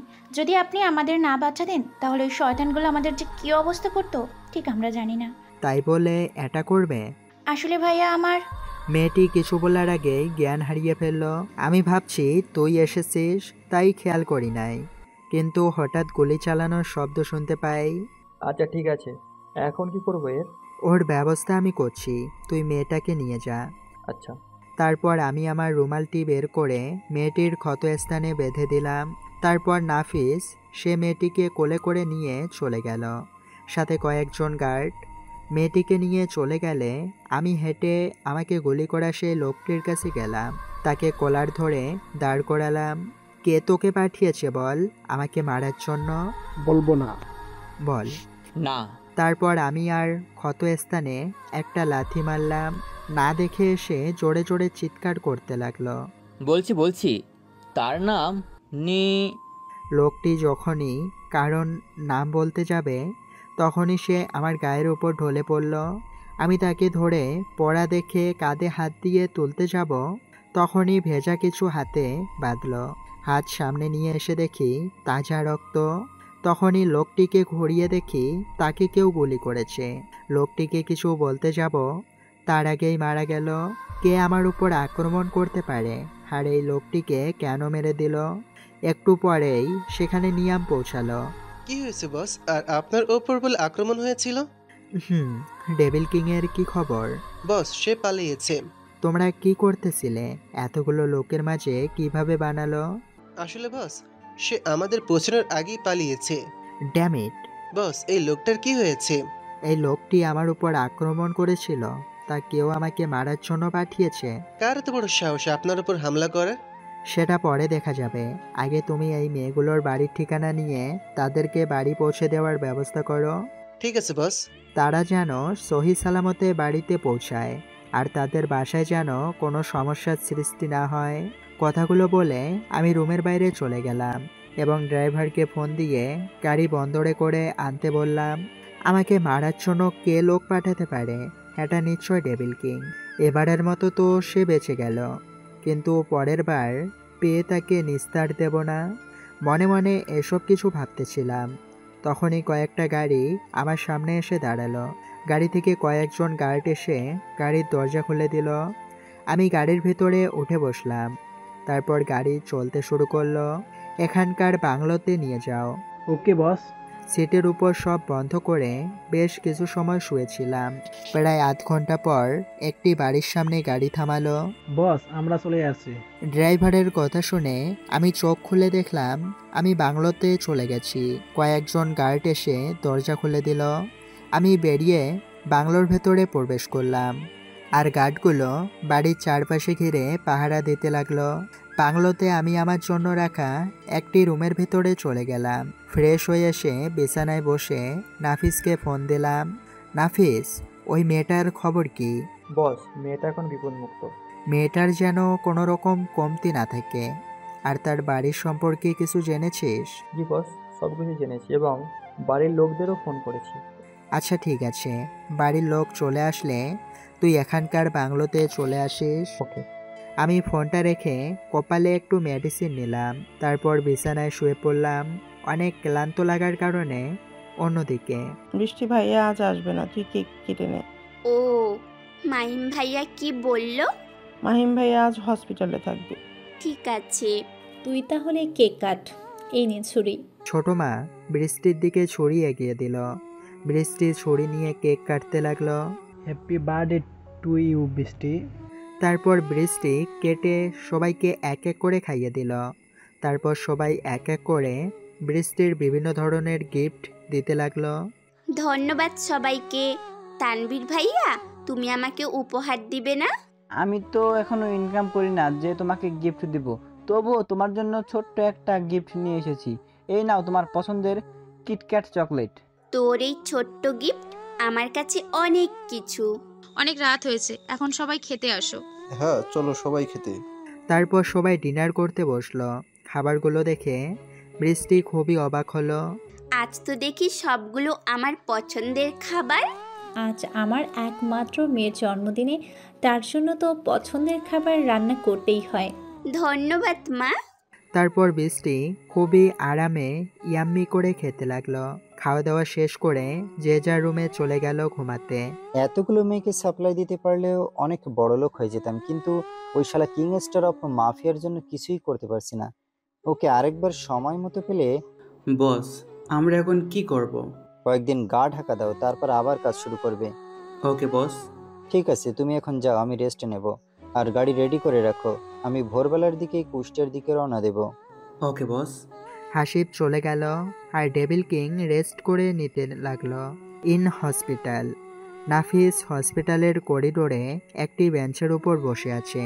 মেয়েটিকে নিয়ে আসার আগে সে তার পোশাক পাল্টে ফেলেছিল সবার আড়ালে। সে যখন বসেছিল তখনই দেখল দুজন বয়স্ক পুরুষ ও মহিলা কান্না করতে করতে এইদিকে ছুটে আসছে। সাথে সাথে নাফিস উঠে দাঁড়ালো। বয়স্ক লোক দুজনে এসে নাফিসের সামনে এসে দাঁড়ালো। বাবা, আমার মেয়ে কোথায়? সে এখন কেমন আছে? আপনার মেয়ে এখন ভালো আছে, সে বিপদমুক্ত। শুধু হাতে একটা গুলি ছুঁয়ে বেরিয়ে গেছে, সেজন্য অজ্ঞান হয়ে গিয়েছিল। আমি কি আমার মেয়ের সাথে দেখা করতে পারি? হ্যাঁ অবশ্যই, কিছুক্ষণের মধ্যে তার জ্ঞান ফিরবে। তোমাকে অনেক ধন্যবাদ বাবা, দীর্ঘজীবী হও তুমি। আচ্ছা, আপনারা ভিতরে যান, আমি হাসপাতালের সব কাগজপত্র ঠিক করে নিই। তারপর মহিলা ও লোকটি একটি কেবিনে চলে গেল যেখানে তাদের মেয়েকে শুয়ে রাখা হয়েছিল। তারা গিয়ে দেখলো তার মেয়ে চোখ বন্ধ করে শুয়ে আছে। বেশ কিছু সময় ওয়েট করার পর মেয়েটি আস্তে আস্তে চোখ খুলল। এখন কেমন আর লাগছে আয়েশা? অনেক ভালো মা। তোমরা কখন আসছো? একটু আগে। আর আমাদেরকে এক ছেলে ফোন করে এখানে নিয়ে আসছে। সে এখন কোথায়? বাইরে আছে। তাকে ডেকে নিয়ে আসো। আচ্ছা। তারপর লোকটি বাইরে নাফিসকে খুঁজতে চলে গেল। আচ্ছা মা, তুই এই 2 দিন কোথায় ছিলি আর তোর এই অবস্থা হলো কি করে? আসলে মা, এই কথাগুলো শুনে মহিলাটি আয়েশাকে জড়িয়ে ধরে কান্না করতেছিল। এদিকে নাফিস হসপিটালের সকল বিল মিটিয়ে দিয়ে হসপিটাল থেকে বেরিয়ে গেল। অন্যদিকে লোকটি নাফিসকে খোঁজার জন্য রুমের বাইরে এসে দেখে নাফিস কোথাও নেই। অনেক খোঁজার পরেও যখন পেল না, তখন একজন নার্সকে জিজ্ঞেস করলো, আচ্ছা, এখানে যে ছেলেটি দাঁড়িয়ে ছিল সে কোথায়? সে হসপিটালের সকল বিল মিটিয়ে দিয়ে অনেক আগেই চলে গেছে। তার কি কোনো ঠিকানা জানো? না। তারপর লোকটি মন খারাপ করে মেয়ের কেবিনে গেল। আপু, সেই ছেলেটি কোথায়? না রে, সেই ছেলেটি অনেক আগে চলে গেছে বলে। ও বন্দরে। তারপর নিয়াম সকলে থেকে বাসার ঠিকানা নিয়ে নিল। মেয়েদেরকে বাড়িতে পৌঁছানোর জন্য তাদের সাথে একজন করে গার্ড পাঠিয়ে দিল। তারপর সে নিজেও সেখান থেকে বেরিয়ে গেল। তারপর রাত 8টা, আমি ঘুমিয়েছিলাম। তখনই কেউ আমার দরজায় কড়া নাড়ল। ঘুম ঘুম চোখে উঠে বসলাম দেখার জন্য কে এত রাতে শান্তির ঘুম নষ্ট করতে আসছে। নাফিস বা নিয়াম ছাড়া তো কারোর সাহস নেই আমার বাসার ভিতরে ঢোকে আমাকে ঘুমের মাঝে ডিস্টার্ব করবে। উঠে গিয়ে দরজাটা খুলে দিলাম। তাকিয়ে দেখলাম নাফিস দাঁড়িয়ে আছে আগের পোশাকে। এত রাতে এখানে কেন, না ঘুমিয়ে? আমি হাসপাতাল থেকে কেবলই আসলাম, আর তোর হয়তো মনে নেই আমাদের সকালে আগে বাসায় যেতে হবে। তো এখন রাত 3টা বাজে, এখনই আমাদের বের হতে হবে। গাড়ি রেডি তো? হ্যাঁ রেডি, আর হেলিকপ্টার ওইখানে আছে। ঠিক আছে, আমি ফ্রেশ হয়ে আসছি। আর ওই মেয়েটির কি খবর, এখন কেমন আছে? মেয়েটি এখন ভালো আছে, আর তার বাবা মা আসার পর আমি সেখান থেকে চলে আসছি। ভালো করেছিস। বিল মিটিয়ে আসছিস তো? হ্যাঁ। আচ্ছা, নিয়ামকে ফোন দিয়ে দেখ সে কত দূর, আর আমাদের সাথে যাবে নাকি। একটু পরে চলে আসবে। আমি রুমের ভিতরে ঢুকে ফ্রেশ হয়ে নিলাম, তারপর আগের পোশাকগুলো পরে নিলাম, সব কিছু আগের মতো করে নিলাম। প্রায় 20 মিনিট পর রুম থেকে বের হলাম। সিঁড়ি দিয়ে নামার সময় লক্ষ্য করলাম নাফিসের সাথে কে যেন বসে আছে। একটু ভালো করে লক্ষ্য করে দেখলাম সেটা আর কেউ না, নিয়াম। আমি তাদের কাছে গিয়ে দাঁড়ালাম। কিরে নিয়াম, কখন আসলি? এই তো একটু আগে। ওইদিকে মেয়েগুলোকে বাড়ি পৌঁছানোর ব্যবস্থা করেছিস তোরা? হ্যাঁ করেছি। আচ্ছা চল যাওয়া যাক, নাইতে দেরি হয়ে যাবে। চল। আমরা 3 জন ফার্ম হাউস থেকে বেরিয়ে আসলাম এবং আমাদের জন্য রাখা গাড়ির কাছে গেলাম। তখন একজন গার্ড এসে দরজা খুলে দিল। আমি আর নাফিস পিছনে বসলাম, আর নিয়াম ড্রাইভারের পাশে বসলো। গাড়ি চলতে শুরু করলো। আমরা 3 জন বিভিন্ন ধরনের গল্প করতে লাগলাম মাফিয়া নিয়ে, কারণ এই অবস্থায় আমরা নিজেদের পার্সোনাল কথা কখনো বলি না, নিজের আর পরিবারের সেফটির জন্য। আধা ঘন্টা পর আমরা এমআই গ্রুপ অফ ইন্ডাস্ট্রিয়াস কাছে পৌঁছালাম। এক এক করে 3 জন গাড়ি থেকে নামলাম। আমরা নামার পর গাড়িগুলো চলে গেল। আমরা 3 জন লিফটে উঠলাম। কয়েক মিনিট পর আমরা টপ ফ্লোরে পৌঁছে গেলাম। 3 জন লিফট থেকে বেরিয়ে হেলিকপ্টারের কাছে আসলাম। তখনই একজন গার্ড এসে দরজা খুলে দিল। আমরা 3 জন এক এক করে উঠে পড়লাম। আস্তে আস্তে হেলিকপ্টার উঠতে শুরু করলো। চারপাশে বাতাস বইতে শুরু করলো। রওনা দিলাম কুষ্টিয়া জেলার দিকে। 2 ঘন্টা পর, দীর্ঘ 2 ঘন্টা পর আমরা আগের সেই বিল্ডিংয়ে ল্যান্ড করলাম। তখনকার মতোই হেলিকপ্টার থেকে নেমে রুমে এসে পোশাক চেঞ্জ করে মুখে মাস্ক পরে নিলাম। লিফটে করে চলে আসলাম নিচে।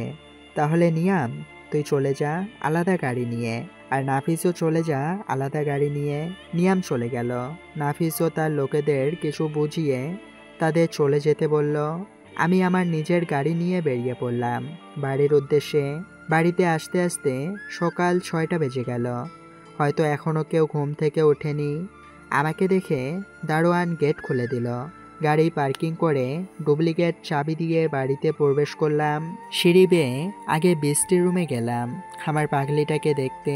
গিয়ে দেখলাম দরজা মারা, তাই মন খারাপ করে নিজের রুমে চলে আসলাম। নিজের রুমে এসে মনে হলো আমার কাছে তো সবার রুমের চাবি আছে। এখন নিজের কপাল চাপড়াতে ইচ্ছে করলো। না থাক, আর একটু পর দেখা যাবে, এখন একটু জিরিয়ে নিই। তাই বলে বিছানায় শুয়ে পড়লাম। এক জায়গায় একটি রুমের মাঝে এক লোক বলতে গেলে যুবক ছেলে, দেখতে খুবই স্মার্ট। যে কোনো মেয়ে দেখলেই তার উপর ফিদা হয়ে যাবে। তাকে দেখে মনে হচ্ছে খুব রেগে আছে। হ্যাঁ, সে রেগে আছে। রুমের ভিতরে হাতে কাছে যা পাচ্ছে সব কিছু ভেঙে চুরমার করে দিচ্ছে, তবুও থামার লক্ষণ নেই। একসময় সে চিৎকার করে বলতে লাগলো, অনেকবার বেঁচে গেছিস তুই, আজ তো মারতে মারতে বেঁচে গেছিস। অনেক প্ল্যান করে তোকে সেখানে নিয়ে গিয়েছিলাম, সব প্ল্যান ভেস্তে দিলি ওই মেয়েটার। বাট সমস্যা নেই, কিং মাস্টার অব মাফিয়া, তোর দিন খুব তাড়াতাড়ি শেষ হবে, খুব জলদি তোর পতন হবে। আর এমন কারো হাতে তুই মরবি যেটা তুই এখনো কল্পনাও করতে পারিস না। খুব কষ্টে মরবি, আর তাও যদি না হয় তাহলে আমার হাতেই মরবি তুই। তারপর সে ওয়াশরুমে চলে গেল। সবাই সকালে ঘুম থেকে উঠে নাস্তা করে যে যার কাজ করতেছিল। বৃষ্টি, মায়া, ফাতেমা নিজেদের মধ্যে গল্প করতেছিল। তো কলেজ যাবি কবে থেকে বৃষ্টি? কলেজ করিস না তো? তুই কি চাস না আমি তোর ভাইয়ের সাথে একটু সময় কাটাই? আচ্ছা আর বলবো না। দেখিস তোর ভাইয়ের সাথে আমি কি রোম্যান্স করি, বাট তুই তো দেখতে পারবি না, কিন্তু ছেলে মেয়ে কত হবে দেখিস। আহা, ভাবলেই কেমন কেমন লাগে। তোর লজ্জা করছে না? না। ফাতেমা, তুমি তো এইবার এসএসসি পরীক্ষা দিবে, তাহলে স্কুলে ভর্তি হবে না? আসলে আপু, মাহিম ভাইয়া আমাকে আগেই ভর্তি করিয়েছেন। সেটা খুব ভালো। তাহলে পড়াশোনা ভালো করে করো। তারা তিনজন কথা বলতেছিল, তখনই বৃষ্টির ফোন টুং করে একটা মেসেজ আসলো। বৃষ্টি ওপেন করে দেখলো যে আমি আমার রুমে আছি, তুই একটু আমার রুমে আয়, আর আসার সময় চা নিয়ে আসবি। বৃষ্টি SMS দেখে খুবই অবাক হলো আর এক ধ্যানে তাকিয়ে রইল। তিনি বাড়িতে কখন আসলো? কি রে, কি হয়েছে? তোর ভাই বাসায় আমাকে তার রুমে যেতে বললো চা নিয়ে। কখন আসছে? জানি না। যাও আপু, তোমাকে সকাল সকাল রোম্যান্স করতে দেখেছে। ধুর, তোরাও না। তাই বলে নিচেই চলে আসলো বৃষ্টি। রান্নাঘরে গিয়ে দেখলো তার মা আর বড় মা রান্না করছে। কিরে বৃষ্টি, তুই এই সময় এখানে? আসলে মাইম ভাইয়া বাসায় আসছে, তাই চা নিয়ে তার ঘরে যেতে বললো। কখন আসছে? জানি না। আচ্ছা তুই দাঁড়া, আমি চা করে দিচ্ছি। না না, আমি করে নিচ্ছি। তুই পারবি তো?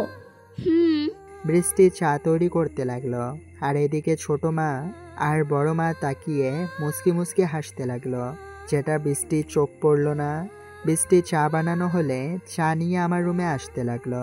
আমি সকালে নিজের রুমে এসে ঘুমানোর চেষ্টা করলাম, বাট কিছু সময় থেকে আবার বৃষ্টিকে দেখার জন্য মন ব্যাকুল হয়ে গেল। তাই তাকে SMS করে চা নিয়ে আমার রুমে আসতে বললাম, এবং আমি ফ্রেশ হয়ে বৃষ্টির জন্য অপেক্ষা করতে লাগলাম যে কখন আমার প্রেয়সী আসবে আর তাকে মন ভরে দেখব, দুটো চোখের তৃষ্ণা মেটাবো। আমি কি বৃষ্টির জন্য বিছানার উপর বসেছিলাম, তখনই চা হাতে করে রুমের ভেতরে আসলো। ভাইয়া, আপনার চা। হ্যাঁ, টেবিলের উপর রাখ। বৃষ্টি টেবিলের উপর চা রেখে চলে যাবে, তখনই আমি তার হাত ধরে টান মারলাম। সে আমার বুকের উপর এসে পড়ল, সাথে সাথে বৃষ্টি চোখ বন্ধ করে ফেলল। বৃষ্টি দেখতে আরো মায়াবী লাগছে। আমি জানি তার দিকে তাকিয়ে আছি, কতই না সুন্দর করে তাকে সৃষ্টি করা হয়েছে। আমি যখন বাইরে চলে যাব তখনই মাহিম ভাইয়া আমার হাত ধরে টান মারলো, আর আমি তার বুকের ওপর গিয়ে পড়লাম, সাথে সাথে চোখ বন্ধ করে ফেললাম। যখন চোখ খুললাম দেখলাম আমার দিকে ভাইয়া এক নজরে তাকিয়ে আছে। বুঝলি বৃষ্টি, এক রাতেই তোকে অনেক মিস করেছি, তোকে দেখতে খুব ইচ্ছে হচ্ছিল, তাই এ চা নিয়ে আসার অজুহাত তোকে নিয়ে আসলাম। আপনি কখন আসলেন? সকালে। এখন চুপ করে বসে থাক, আমাকে একটু মন ভরে দেখতে দে। বৃষ্টি কিছু উপরে বুকের সাথে চেপে ধরে তার দিকে একভাবে তাকিয়ে আছি। তাকে দেখে আমার তৃষ্ণাই মিটছে না। হঠাৎ বৃষ্টির ঠোঁটের দিকে আমার নজর পড়ল। কি সুন্দর সফট গোলাপি কালারের ঠোঁট, দেখলেই নেশা লেগে যায়। আমি আস্তে আস্তে বৃষ্টির ঠোঁট দুটো দখল করে নিলাম। আমাকে এমন কাজ করতে দেখে অবাক হয়ে গেল, হাত পা ছোটাছুটি করতে লাগলো। বেশ কিছু সময় পর আমি তাকে ছেড়ে দিলাম। ছাড়া পেয়ে বড় বড় নিঃশ্বাস নিতে লাগলো এবং আমাকে সরানোর চেষ্টা করলো। আমি না ছাড়া পর্যন্ত তুই উঠতে পারবি না। প্লিজ আপনি আমাকে ছাড়ুন। আর একটু থাক। না, আমার কেমন জানি লাগছে। ওকে। আমি এসে তাকে ছেড়ে দিলাম। সারা পেয়ে সে দূরে আমার রুমে বাইরে চলে গেল। পাগলি, একটু দেখে এই অবস্থা, তাহলে বিয়ের পর কি হবে তার? আমি চায়ের কাপটা হাতে নিয়ে ব্যালকনিতে চলে গেলাম আর ভাবতে লাগলাম, যে করেই হোক ডেভিল কিংকে ধরতে হবে। আর লোকটি মারা যাওয়ার আগে নিয়ে বলেছিল এটা কার নাম হতে পারে। অনেক সময় ভাবলাম, কিন্তু কারণ নামে মাথায় আসছে না। নাফিসকে ফোন করার জন্য ফোনটা বের করে তার নাম্বার খুঁজতে লাগলাম। তখনই নিয়ামের নাম্বার চোখে পড়ল। নিয়ামের নামটার বানান দেখে আমার কিছুটা খটকা লাগলো, যে লোকটি নিয়মের কথা বলতেছিল নয়তো আমার অজানা শত্রু নিয়াম নয়তো। তখনই আমি নাফিসকে ফোন দিলাম। হ্যাঁ মাহিম বল। আমি তোকে কিছু কথা বলবো, যেগুলো আমার আর তোর মাঝে থাকবে। হ্যাঁ বল, কি বলবি? শোন, নিয়ামের উপর আমার সন্দেহ হচ্ছে। এমনটা মনে হওয়ার কারণ? লোকটি কারোর নাম বলতেছিল নি দিয়ে, আর সেটা নিয়ামের নামই হয়। আন্দাজে কিছু করিস না। জানি, আমি তাই তোকে বলছি এমন লোক ঠিক কর নিয়ামের উপর নজরদারি করার জন্য। ভেবেচিন্তে বলছিস তো? হ্যাঁ, ভেবেচিন্তে বলছি। আর শোন, ডেভিল কিংয়ের টিমে আমার কয়েকজন বিশ্বস্ত লোককে ঢুকিয়ে দে। আচ্ছা। এখন রাখছি। আমি ফোনটা রেখে দিয়ে চাটা শেষ করলাম। অন্যদিকে বৃষ্টি দৌড়ে আমার রুম থেকে বেরিয়ে গেল। নিজের রুমে ঢুকতে গিয়ে কারোর সঙ্গে ধাক্কা খেয়ে পড়ে গেল। বৃষ্টির সামনে তাকিয়ে দেখলো তার সামনে মায়া পড়ে আছে। কি রে কুত্তি, অলিম্পিক দৌড় দিয়েছিস নাকি যে কোনো দিক খেয়াল নেই তোর? আরে তেমনি রে। তা দৌড়ে আসলি কেন তাই বল। আর বলিস না, তোর কষ্ট ভাই আমাকে না থাকতো শোনা লাগবে না। কি হয়েছে বল। তোর ভাই আমাকে দিয়েছে। লজ্জা পেয়ে রুমের ভেতর দৌড় দিলাম। বাপরে বাপ, এর জন্যই কুত্তি এত লজ্জা পাচ্ছে। বৃষ্টি রুমের ভেতরে গিয়ে তখনকার কথাই ভাবছে আর মুচকি মুচকি হাসছে। নিজের আঙুল দিয়ে ঠোঁট বুলাতে লাগলো। তখনই সেখানে ফাতেমা উপস্থিত হলো। কি হয়েছে আপু, তুমি ঠোঁট নাড়াচ্ছ আর মুচকি হাসছো কেন? কই না তো। আমি ঠিকই দেখেছি। ভাইয়া কি তোমাকে পাপ্পি দিয়েছে? কি বললি ছুরি? তোকে তো আজ আমি খাইছি। তাই বলে বৃষ্টি ফাতেমাকে ধরার জন্য তার পিছন ছুটতে লাগলো। আর ফাতেমা জোরে জোরে দৌড়াতে দিতে লাগলো। অনেক সময় পর বৃষ্টি না ধরতে পেয়ে বিছানায় বসে পড়ল। ধরতে পারে না তো? আপু কিস নেওয়ার সময় অনুভূতি কেমন ছিল? ফাতেমা, এবার কিন্তু মার খাবি। আর আমি কিস করেছি নাকি সেই তো আমাকে জোর করে করেছে। বুঝি বুঝি। কচু বোঝো। নিচে তোমাকে ডাকছে সবাই। ওকে, তাহলে চলো। ড্রয়িং রুমে বসে আছে মা বাবা আর ছোট্ট আম্মুর সাথে মিম। আমি এসে নিচে বসলাম তাদের সঙ্গে। তার কিছু সময় পরে সেখানে ফাতেমা ও বৃষ্টি উপস্থিত হলো। ছোট মা, ছোট আব্বু এখনো বাসায় আসেনি? না, সে কয়েকদিন কাজে বিজি আছে, তাই বাড়িতে আসবে না। ও ধুর, এখন কি অবস্থা? খুবই ভালো। এইসব কথা এখন রাখো, ওদের যে জন্য ডেকেছি সেই কথা বলো। কি কথা বলবে মা? মাহিমের আব্বু, তুমি বলো। আচ্ছা শোনো তাহলে, মাহিম ও বৃষ্টি বলছি, তোমরা দুজন যখন খুবই ছোট ছিলে তখনই আমরা তোমাদেরকে বিয়ে দেওয়ার চিন্তা করেছিলাম। আর এই বিষয়ে মাহিম তুমি তো নিশ্চয় জানো। হ্যাঁ বাবা, আমার আর আব্বুর কথা শুনে সেটা প্রচণ্ড অবাক হয়ে গেল। তার সাথে যে আমার বিয়ের কথা আগে ঠিক ছিল সেটা শুনে। মাহিম ভাইয়ের সাথে আমার বিয়ে আগে থেকে ঠিক ছিল, আর এটা আমি জানতাম না। আমরা ঠিক করেছি সামনের সপ্তাহে তোমাদের বিয়ে দেব, কারণ তোমার তো অনেক বয়স হয়েছে। ঠিক আছে মা। বৃষ্টি, তোর মতামত বল। তোমরা যখন আগে থেকে ঠিক করে রেখেছো তাহলে তোমাদের খুশি আমার খুশি। তাহলে সেই ডেট ফিক্সড। বাট আম্মু আব্বু না আসলে কিভাবে? তোমার আব্বু চলে আসবে, চিন্তা করো না। তোমার বন্ধুদের বলে দিও। আচ্ছা। মায়া ফাতেমা কথাগুলো শুনে উপরে চলে গেল। রুমে যাওয়ার সাথে সাথে বৃষ্টি মায়ার উপর ঝাঁপিয়ে পড়ল, কিলঘুষি মারতে লাগলো। কুত্তি, তুই আমার বিয়ের কথা আগে থেকেই জানতিস তাই না? হুম, তাহলে বলিসনি কেন?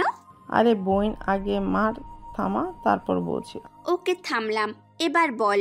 আসলে তুই তো জানিস ভাইয়া তোকে অনেক ভালোবাসে, আর তুই ভাইয়াকে যে ভালোবাসিস সেটা ভাইয়া জানতো। তুই এমনিতেই পাগলামি করিস, তাই ভাইয়া বলতে মানা করেছে। কি? এটা তোর ভাইয়ের কাজ?